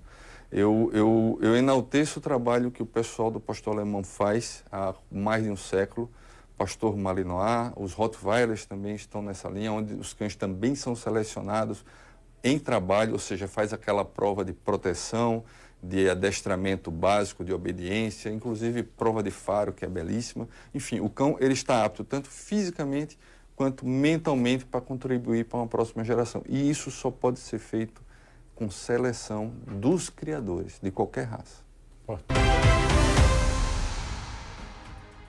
No Jornal da Mix, uma médica pneumologista esclareceu esta semana sobre a síndrome respiratória grave, um problema que vem lotando as unidades de saúde. Você sabe como prevenir e quais os tratamentos adequados? Vamos rever essa entrevista. Eu falo em nome da Associação Alagoana de Doenças do Tórax. A síndrome respiratória aguda grave, também conhecida como CIRAG, ela abrange todos os casos em que as síndromes gripais, independente do tipo de vírus que está causando, culmina com o comprometimento da função respiratória. Nesse caso, a gente está falando daquela gripe tradicional que a gente costuma, às vezes, até relevar, mas em que momento eu devo me preocupar quando essa gripe começa a apresentar um cenário mais difícil, por exemplo? Sim, existem os sinais, chamados sinais de alerta. Então, a presença de desconforto respiratório, a falta de ar, a queda na saturação do oxigênio, principalmente abaixo de 94%, 95% já é um sinal de alerta. A dor recorrente no tórax, no peito. E, em casos mais graves, a cianose, que é a presença daquela cor arroxeada nos lábios e nas extremidades. Então, esses são os 4 sinais, digamos assim, cardinais, na evolução dessa síndrome. Ela pode ser decorrente de vários tipos de vírus. E nessa época do ano, que é uma época mais fria, com mais umidade, né, com mais chuva, eles são mais prevalentes, é isso? Sim. Notadamente, nesse período da quadra chuvosa, por vários fatores, em alguns locais do país, a gente tem queda da umidade relativa do ar, a presença do período chuvoso, onde as pessoas tendem a permanecer aglomeradas em locais fechados, e isso facilita o contágio do vírus. É notável que a prevalência, digamos assim, dessas síndromes gripais, as infecções virais como um todo, elas aumentam muito. As minhas filhas adoecem menos hoje, graças a Deus. Mas nesse período, parece que o período da escola, ali, aquela convivência da criançada, contribui muito para isso também, né, doutora? Qual a idade da sua filha? Agora já está com 13, mas é um mulherão de 17 também. Então não adoecem mais com tanta facilidade. Isso é bem mais, se faz perceber principalmente no início da vida escolar. A gente tem, no início de vida escolar, uma média de 6 a 8 episódios de intercorrências virais, nas crianças. Quer dizer que já tem até pesquisa que aponta isso. Sim, principalmente no início. Mas as escolas são locais, como eu havia falado, onde as pessoas ficam fechadas na sala de aula, principalmente se abraçando, brincando. Com contato físico. Todos os locais, shoppings, clubes, igrejas, templos, todos os locais onde as pessoas vão estar juntas, a tendência é haver uma contagiosidade maior. Agora, é uma coisa muito importante que as pessoas mantenham os cuidados de prevenção. Então, assim, o uso de máscaras nos indivíduos que estão com resfriado ou com gripe, a lavagem das mãos, as pessoas meio que esqueceram, após digamos assim, o final da pandemia, da Covid-19, mas permanece como um ato de extrema importância. E a vacinação, uma boa alimentação, a prática de atividades físicas, uma hidratação adequada. Então, todos esses fatores vão fazer com que o indivíduo fique, digamos assim, mais blindado contra essas infecções. Você falou da hidratação. Quando chove mais, diminui o calor e a pessoa tende a tomar menos água. E, consequentemente, é um período que a sua imunidade ali pode dar uma oscilação e é quando o vírus aparece. Eu tenho uma frase que ela é recorrente no meu consultório, que eu falo assim, que via aérea úmida é via aérea íntegra. Então, o nosso corpo é constituído por 67% de água. Então, se nós estamos com o nosso corpo desidratado, a via aérea fica ressecada, e via aérea ressecada, desidratada, é via aérea susceptível. Quando a gente fala das síndromes respiratórias, existe algum recorte da população que é mais afetado, ou nesse momento todos nós estamos expostos de um modo geral? Todos nós estamos expostos, toda a faixa da população. No entanto, 2 grupos são mais vulneráveis, que são justamente os extremos de idade, principalmente as crianças, digamos assim, o sistema imunológico delas ainda não está formado, não é competente o suficiente, mesmo que seja uma criança bem alimentada, ele ainda está em fase de desenvolvimento. Isso. E no extremo da idade, ou seja, na senilidade, esse indivíduo vai ter um envelhecimento do sistema imunológico. Então, ele também o número de casos mais graves, acima de 60 anos, principalmente naqueles que necessitam de hospitalização, onde nós temos uma quantidade de desfechos muito ruins. Quando a gente fala em hospitalização, é porque em algum momento algo naquela consulta ali, na procura da emergência, chamou a atenção. O que é? É a dificuldade mesmo de respirar?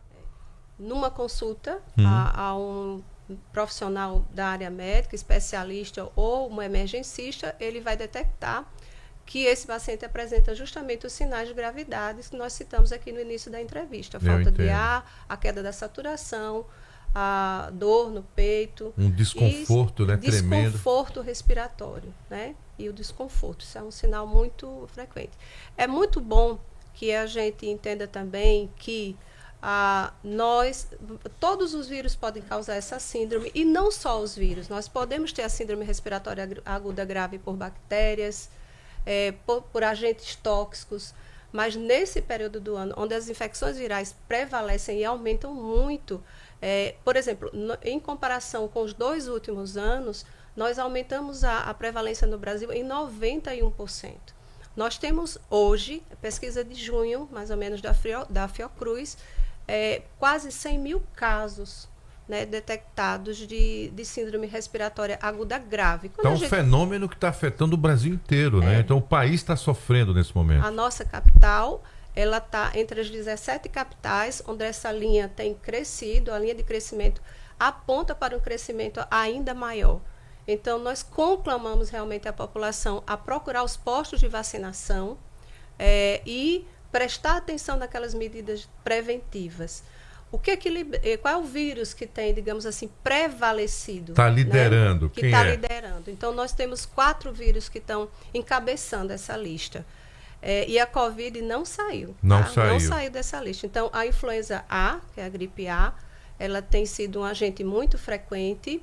O vírus sincicial respiratório, que é um vírus que ele nos tempos antigos, ele acometia muito a população pediátrica, mas ele tem migrado, vamos dizer assim, de população. Evoluiu e foi avançando. Isso é um comportamento já esperado após os períodos de pandemia, né? As mutações, as mudanças de perfis na prevalência do vírus. Então, o vírus sincicial respiratório, ele tem sido responsável por grande parte desses casos de síndrome respiratória aguda grave. A Covid e a influenza B responde por uma pequena quantidade desse vírus também. O rinovírus, que é um vírus que causa também um quadro de vias aéreas superiores, completa também essa lista, entre outros. É isso aí. Em relação à questão da vacina, porque a gente comentava aqui que ela não vai, obviamente, evitar a doença, mas pelo menos a evitar a evolução para uma forma grave, né? E a população não está correspondendo, né? Em termos de procura. A senhora disse que até depois desses casos deve ter aumentado aí a procura, mas se a gente tivesse se prevenido um pouco antes, poderia estar, obviamente, uma situação melhor também, né? Sim, no início nós tivemos um panorama preocupante, onde nós estivemos muito longe da meta que era esperada pelo Ministério da Saúde. Hoje a população está procurando um pouco mais, mas nós indicamos que procure cada vez mais. A vacina, existem muitos mitos ainda, né, em torno da vacina de velho, a teoria da conspiração, né, isso. Mas eu sempre falo e defendo, né, o pneumologista, antes de tudo, ele é um sanitarista, né, que não existe reação vacinal que suplante o dano que o vírus pode causar para o organismo. Então, assim, infelizmente, eu sou intensivista também, além de pneumologista, tive a oportunidade de ver casos em indivíduos jovens, previamente ígidos, que desenvolveram uma insuficiência respiratória com desfecho letal em 3, 4, 5 dias de infecção por vírus, por influenza A. Quer dizer, teve uma evolução rápida e o organismo não teve remédio que foi capaz de fazer a pessoa reverter esse quadro. Impressionante essa sua informação. Ainda é a forma mais eficiente de você impedir a evolução para os casos de insuficiência respiratória aguda, com necessidade de internação e até de tratamento em unidade de terapia intensiva e, às vezes, até de suporte ventilatório com intubação. Doutora, a senhora tem uma formação científica também, mas a senhora sabe que no Brasil, ainda mais no Nordeste, a gente tem muito hábito de ficar tratando gripe com coisinha caseira, né? Chazinho. Isso pode agravar a situação, se não procurar ajuda especializada, né? se prestar atenção no quanto, se a infecção é uma infecção simples, se o indivíduo está tendo, por exemplo, um quadro de resfriado comum, porque a gente também tem o outro oposto. São aqueles pacientes que têm o resfriado comum e estão tratando de forma, digamos assim, exagerada, com antibióticos. A gente tem hoje uma prescrição de antibióticos e de corticoides nas emergências que está um absurdo. Isso gera resistência bacteriana, né? E, às vezes, dependendo da dose do corticoide, pode dar um desvio da resposta imunológica do indivíduo. Atrapalha. Então, essas medidas, digamos, caseiras, como você bem colocou, elas não estão contraindicadas, mas é necessário que o indivíduo perceba o momento da intervenção médica. Vamos para mais um rápido intervalo. A gente volta já com o nosso último bloco e, é claro, trazendo para vocês muita cultura.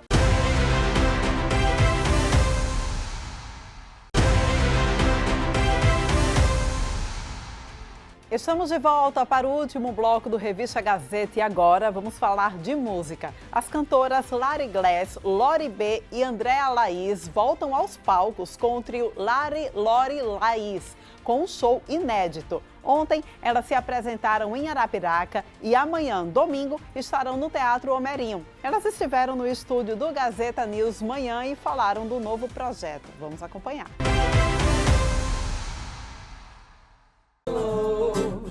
A maré que vem trazendo é a maré que já levou no portal em movimento que um dia revelou.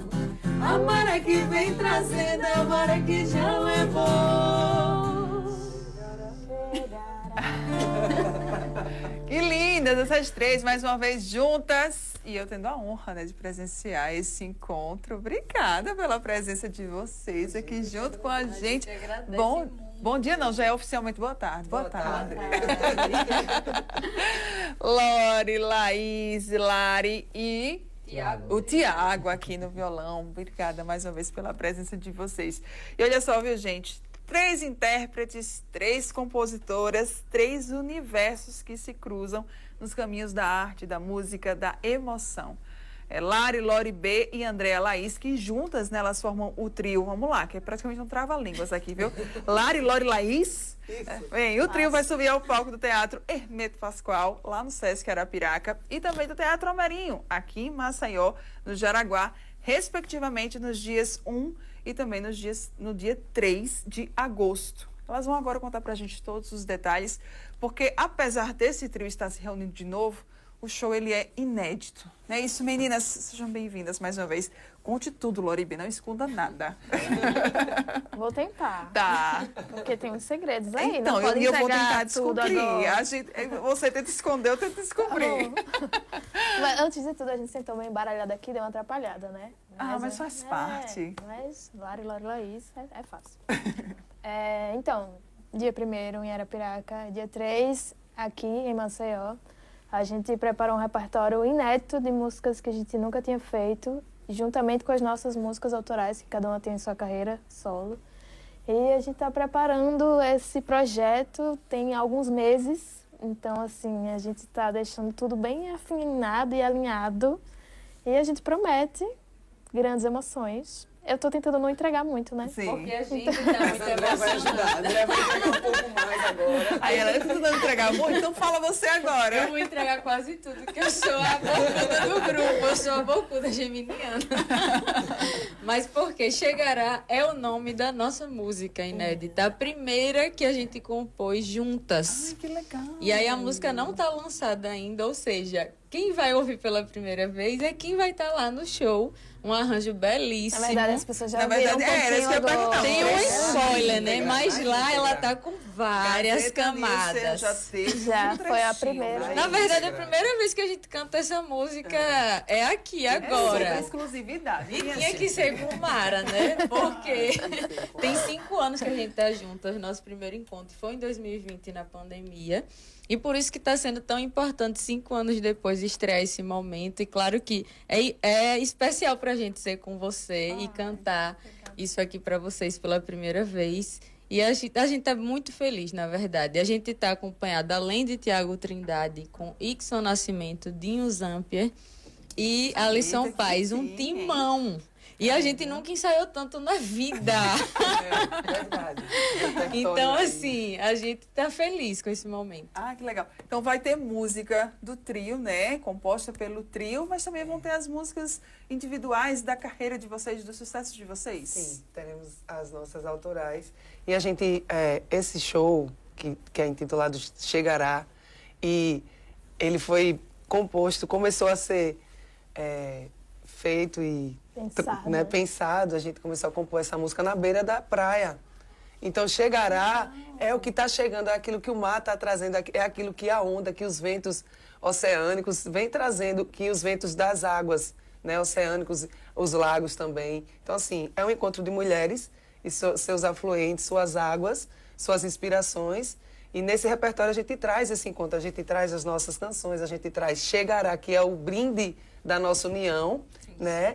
E traz outras canções que tem esse lado que vai inundar, né? Que fala de água, que fala de transbordar, que fala de natureza, de mulher, de emoção. Então tá tudo muito costurado e muito emocionante, de verdade. O show tem um conceito que parte daí, das águas. Então o repertório ele está conversando todo dentro desse conceito. Aos poucos a Laura está aqui só entregando pra gente. Soltando. Mas já tem aqui também que o projeto ele é uma celebração às águas, ao feminino, à espiritualidade, à resistência e à beleza do encontro. Meninas, eu sei que todo mundo pergunta isso para vocês, mas assim, né, faz parte. É diferente trabalhar em grupo, em trio, do que trabalhar individualmente, né? Cada um ali seguindo, tocando a sua carreira, escolhendo o seu próprio repertório? Com certeza, porque cada um tem o seu jeitinho, né? O seu processo de criar, exatamente, trabalhar. Mas eu acho que a gente teve muita sorte, porque a gente se encontrou em um lugar que a gente se entendeu e a gente meio que se completa umas às outras. Sim. É verdade.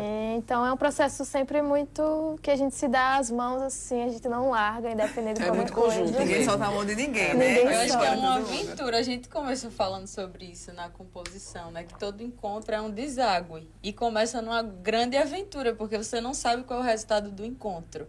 E aí é uma aventura de honestidade, no nosso caso, e muita vulnerabilidade. Porque a gente acabou criando um elo de amizade. Começou com música, virou amizade e agora é uma mistura. Então eu acho que tem tudo isso que a gente leva pro palco, que também é essa intimidade da vida.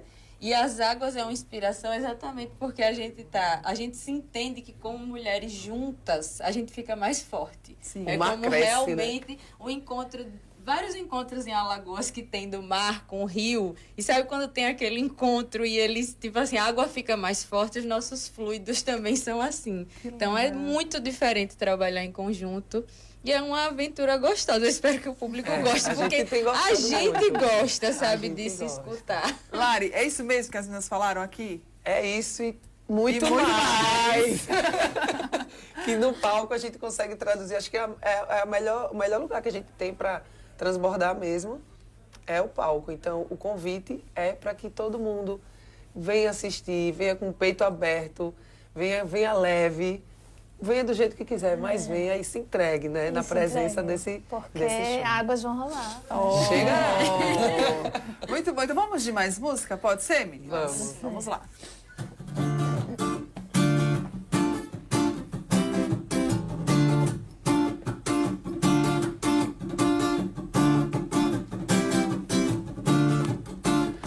Eu choro para lhe lavar o danhar e canto para lhe dizer que eu danço nas ondas do mar Soiabá pro meu povo na terra tremer.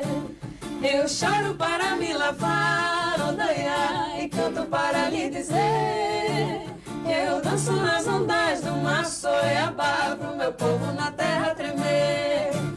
Janaína pega o que renasce lavando as feridas a Totô. Janaína leva o que não mandou. O homem renasce lavando as feridas a Totô. Eu choro para lhe lavar o danhar e canto para lhe dizer que eu danço nas ondas do mar Soiabá pro meu povo na terra tremer. Eu choro para lhe lavar carnaval, odanhar e canto para lhe dizer que eu danço nas ondas do Maçoiabá pro meu povo na terra tremer. Ai, gente, é tão lindo, dá nem vontade da pessoa parar de escutar. Meninas, e são 2 shows, né? A gente tá falando sobre isso na abertura. Um em Arapiraca, outro aqui. O de Arapiraca, a entrada é apenas 1 quilo de alimento perecível. Mas vamos começar por Arapiraca, né? Esse dia primeiro. Vamos, contem tudo. Isso é a grande estreia, né? Sim. E a gente tá muito feliz que a gente nunca tocou em Arapiraca juntas. Então é a primeira vez nessa cidade que tem uma cena musical muito pulsante, incrível, criativa, ousada. Então a gente se sente honrada de tocar nessa terra e espero que esse público seja generoso, curioso para ir nos assistir. Vai, sim, com certeza. E assim, a gente quer se divertir junto nesse grande sextou em Arapiraca, nesse momento de estreia. E aí, no dia 3, a gente, pela primeira vez também, sobe no palco do Teatro Almerinho. Eu já quero saber como é que tá a expectativa. Muita. Então, Maceió, a gente espera ver toda a galera, né, que acompanha a gente esse tempo todinho, que viu os vários caminhos que a gente já passeou. Então, a gente tá com produção de Sui Chamusca, figurino de Alina Amaral. Então, é babado. Elas estão poderosas. Eita, olha, os spoilers, eles vão surgindo assim, viu? Quem pegar, pegou. Quem acompanha a gente, né, a gente vai ficar muito feliz em poder entregar esse show, porque, de fato, eu acho que de todos os formatos que a gente já fez, e é o caminho, né? A gente vai afilando, vai afunilando ali, vai se encontrando cada vez mais. Esse show é o que mais traduz Lari, Lore e Laís, de todos que a gente já fez. Então é domingo, aqui em Maceió, lá no Teatro Almerinho, a partir das 19 horas. 19 horas. E cheguem cedo, que é para vocês garantirem o lugar de vocês. Exato. Falar em Teatro Almerinho, um novo teatro que a gente tá tendo aqui em Maceió, recebendo tantos artistas, tá tão legal. Qual que é a expectativa? Vocês já cantaram lá? Já. Laura ainda não? Só Lari. Só Lari. Um beijo pra Ivanaída, minha linda! Então, Laís e Laura, como é que vocês estão aí? Estão empolgadas? Qual a expectativa, né, para essa nova casa da cultura aqui em Alagoas, né, em Maceió? Demais. Acho que Maceió necessita desses espaços, né? Os artistas precisam desses espaços. Então, eu falando por mim, eu estou muito ansiosa. O teatro está lindo. Já tive a oportunidade de assistir o show da Lara e outros eventos lá. É um teatro acolhedor para os artistas e para o público. Então, eu acho que é só expectativas que precisam ser superadas. E eu acho que irá. Laís também? E o teatro tá assim, desde que lançou, é só espetáculo incrível lá, né? Tá com agenda e acho que é um lugar especial porque é pensado e sonhado por um artista como nós, uma mulher artista empreendedora. Então a gente fica muito feliz de estar nesse palco porque a gente de alguma forma acredita nesse vínculo de nós que temos que estar sempre nos fortalecendo, dando a mão. Então, saudações, Ivanaísa, estamos chegando. E Lari vai voltar, né? Vou voltar. E nunca é igual. Nunca é igual. Mesmo que eu fizesse o mesmo show, da mesma forma, não seria igual. Então, imagina ainda com Chegará. Lindo demais. Então, vamos convidar aí o pessoal que está aqui nos acompanhando a estar lá com vocês, tanto em Arapiraca como aqui em Maceió. Por favor, meninas, é com vocês. Gente,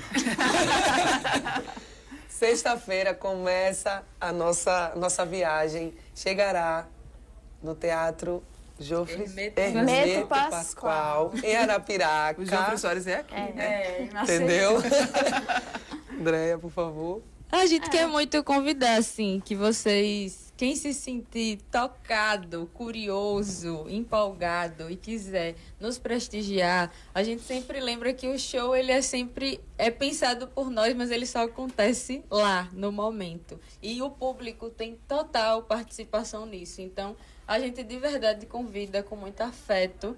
A gente está muito feliz porque é um momento importante para nós e a gente espera que isso desague e chegue mais longe. Ai, que lindo. Vai sim, com certeza. Então, o convite já foi feito aí para vocês. A gente vai encerrar com música, mas eu vou pedir só a licença de vocês, que é só para eu dar um recadinho aqui rapidinho. Pode ser, pessoal? Olha só, a gente vai encerrar esse nosso bloco aqui com as meninas, com música, mas daqui a pouco, Gazeta News, edição da manhã, estará de volta com aquele último bloco ali, trazendo as notícias da área policial e também do interior do estado, para você que está aqui junto com a gente. Meninas, obrigada mais uma vez pela participação de vocês. Vocês sabem, né, que é portas, janelas abertas, sempre que vocês quiserem, só venham para cá. Obrigada mais uma vez. Podemos fechar com mais um trechinho aí de música? Pode ser? O pessoal só sentir um gostinho, né? E obrigada, Mara, que você sempre é a entrevista Obrigada. de milhões à vontade. Obrigada às duas. Dose dupla agora. Que é isso, eu que agradeço mesmo pela presença de vocês. Obrigadão, sempre bom demais essa energia aqui, boa com vocês. Vamos fechar com música? Vamos lá.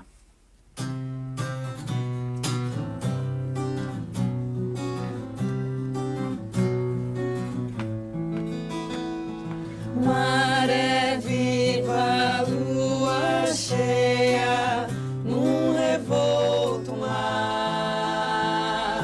Nossas vozes afluentes logo chegará.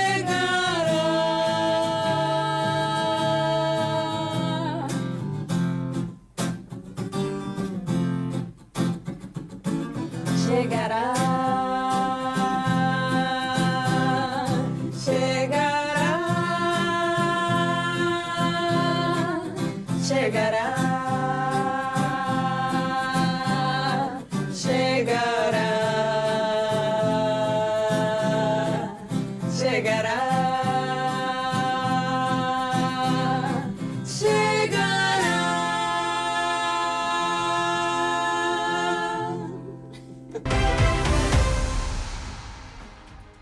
Vamos rever agora uma entrevista com um escritor de Porto de Pedras. Ele lança seu novo livro e mostra a identidade cultural do pertencimento às raízes. Ele conversou com Mara Almeida. Vamos rever.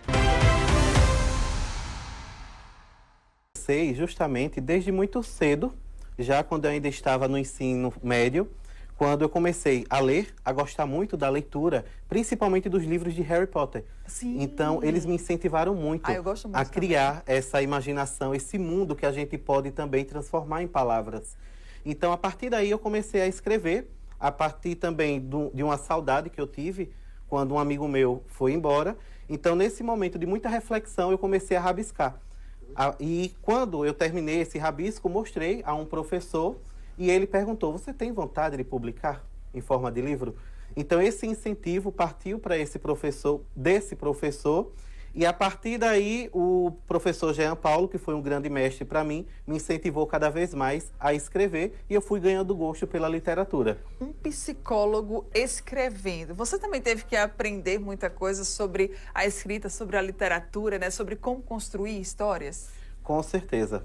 Construí bastante, li bastante, principalmente alguns autores que eu gosto bastante. Por exemplo, Mário Sérgio Cortella, eu leio muito. Professor Leandro Carnal, também é uma referência para mim.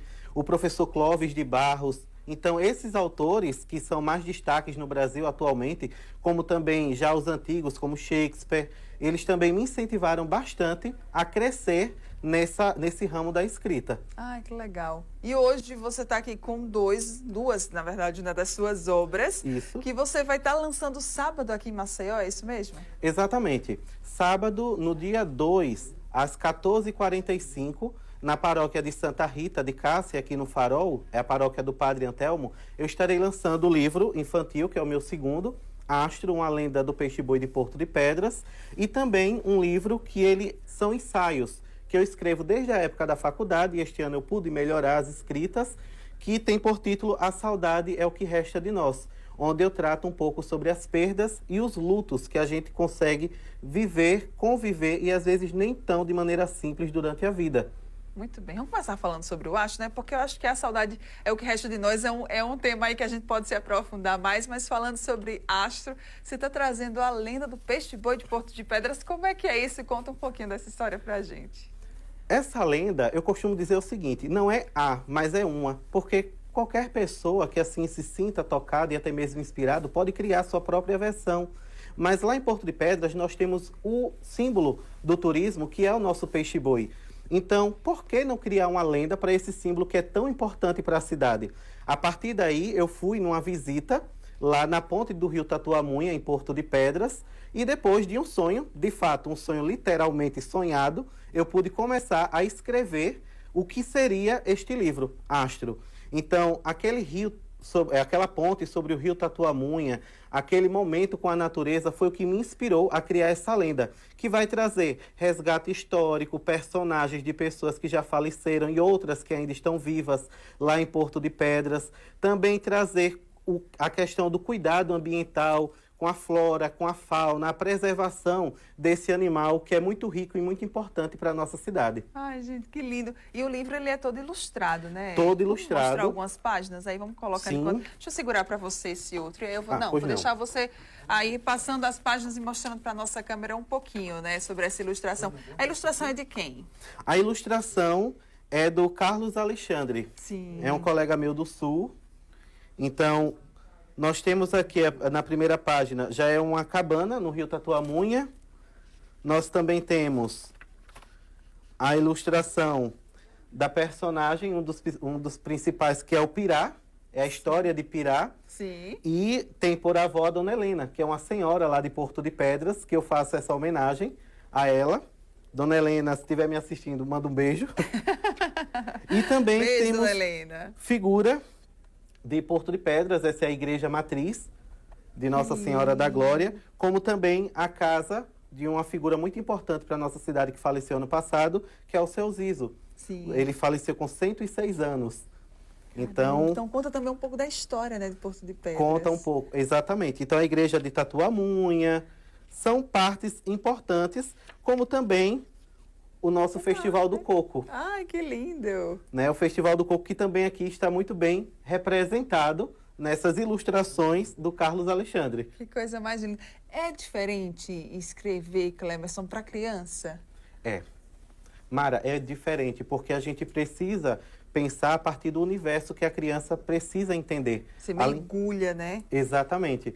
A linguagem, ela precisa ser mais acessível para que não seja algo tão denso conforme a gente escreve um pouco para o adulto. Porque para o adulto, a gente tem a percepção de que ele pode pesquisar aquilo que está lendo. Mas para a criança, ela já precisa ter essa resposta no próprio livro. Pois é, né? A saudade é o que resta de nós. Agora vamos falar um pouquinho sobre essa obra, sobre esse livro. Você falou que fala muito sobre luto e essas experiências, é isso mesmo? Isso, exatamente.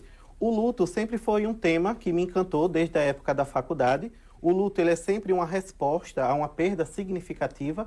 Então, a partir do momento em que a gente passa por uma perda, seja de uma pessoa que a gente ama, seja de um animal, a troca de uma cidade, isso pode nos gerar o sentimento de luto, essa falta, esse vazio. Então, pensar na morte é também uma forma de gerar vida. E é necessário que a gente faça essa reflexão para a gente. Enquanto eu estou vivo, eu sei que irei morrer. Mas enquanto a morte não chega, o que é que eu estou fazendo da minha vida? E a partir daí a gente pode crescer frente a essa realidade de que a morte está a cada dia conosco, porque viver é adiar a morte a cada dia, e não tê-la como uma inimiga. Porque a morte não é contrária à vida. Contrária à morte é o nascimento. A vida é o que acontece entre o nascimento e o morrer. E, Clemerson, é um assunto que ainda tem muito tabu a respeito dele, né? O luto, a morte, enfim, não tem como a gente fugir muito disso. Mas você tenta naturalizar nessa sua obra? Eu tento trazer essa naturalidade, sim, Mara, porque é necessário que a gente encontre na morte algo que está junto à vida. A partir do momento em que a gente tem o primeiro respiro, ou até mesmo o primeiro batimento cardíaco no útero da nossa mãe, nós estamos sujeitos à morte. E aí trago um pouco da minha área de especialização, como a gerontologia, que nós estamos ainda numa sociedade que pensa que a morte é algo apenas para a pessoa idosa. Não. A morte, ela é algo para quem está vivo. A partir do momento em que a gente começa a viver, a gente está ali totalmente sujeito a esse falecimento, a essa finitude que nos acompanha. E, Clemerson, a gente pode viver o luto, mas aí tem algum limite? Até que ponto é que dá para a gente viver esse luto, como as pessoas falam nessa expressão muito? Para a psicologia, a gente compreende que não existe um tempo para o luto. O luto, a gente vai saber, aos poucos, conviver com ele. A gente vai crescendo em volta desse luto que nos incomoda, que aos poucos a gente vai se habituando com ele, a gente vai recolocando em alguma parte da nossa vida. Não existe um tempo. Antes, no livro DSM, tinha muito essa questão de tempo, 6 meses, 1 ano, mas a gente percebe que o luto, ele é para a vida, porque o luto também, ele é uma nova forma de falar de amor. E a saudade é o que resta de nós, porque a saudade também é uma forma de ficar. Então imagina, daqui a 40, 50 anos, você sentir o cheiro de uma comida de alguém que fazia, que já não está mais com você. Isso também é uma forma de luto. Então a pessoa que falece, ela deixa de estar ao nosso lado para estar mais presente dentro da gente. Ai, que lindo, né, gente? Bem, sobre A Saudade é o que Resta de Nós, é um livro com quantas páginas? É mais voltado para o público adulto? Isso, é um livro mais voltado para o público adulto. Ele tem 160 páginas e tem 24 capítulos. Dentre eles, sobre o luto, quando a gente perde um fazedor de cultura. Aqui no nosso estado de Alagoas, nós temos muitos fazedores de cultura. Quando nós perdemos o pet, fala também sobre suicídio. Quando os pais perdem os filhos ou quando o filho perde o pai, quando nós nos perdemos também de nós mesmos, que é um tipo de luto, ou também quando nós perdemos alguém que ainda está em vida, como por exemplo, a gente está ali convivendo com uma pessoa que já tem um certo grau de demência, a gente percebe que, embora ela esteja viva, mas aos poucos o pensamento e a lembrança dela, a gente vai meio que se distanciando, porque ela já não lembra tanto assim da gente. Então são várias formas de viver esse luto, como também a perda de um relacionamento. Muito bem, então vamos agora falar sobre o lançamento. Vai acontecer na Igreja Santa Rita de Cássia, no bairro do Farol, aqui em Maceió, no próximo sábado, dia 2 de agosto, não é isso? Aberto ao público. Vamos lá, então, passar todas as informações. Isso mesmo, Mara. Aberto ao público no dia 2 de agosto, às 14h45, na paróquia de Santa Rita de Cássia, na paróquia do Padre Antelmo. Convido todos vocês. Podem ficar à vontade, sejam muito bem-vindos. Então, será um momento de bate-papo. Nós iniciaremos conversando sobre os livros. Até mesmo vocês que lá estiverem poderão participar, para que depois nós tenhamos um momento de autógrafo, de fotos, de confraternização. Então, eu aguardo vocês nesse momento para compartilhar a vida e até mesmo compartilhar as nossas experiências. Muito bem, olha, então tem a opção de livro infantil e tem a opção de livro para adulto, tá? Quem for lá e tiver criança na família, pode já aproveitar e garantir os exemplares. Clemerson, muito obrigada pela sua participação aqui junto com a gente. Foi incrível. Parabéns desde já para você. Muito obrigado, São Mara. temas que realmente, né, a gente desperta a nossa curiosidade.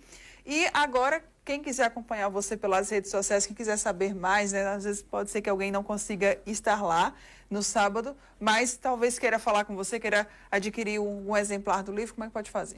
Pronto, entre em contato comigo pelo Instagram, @clemerson.lns, que é o meu Instagram pessoal, ou até mesmo pelo profissional, psi.clemerson. Fiquem à vontade, estarei lá para responder com muita alegria.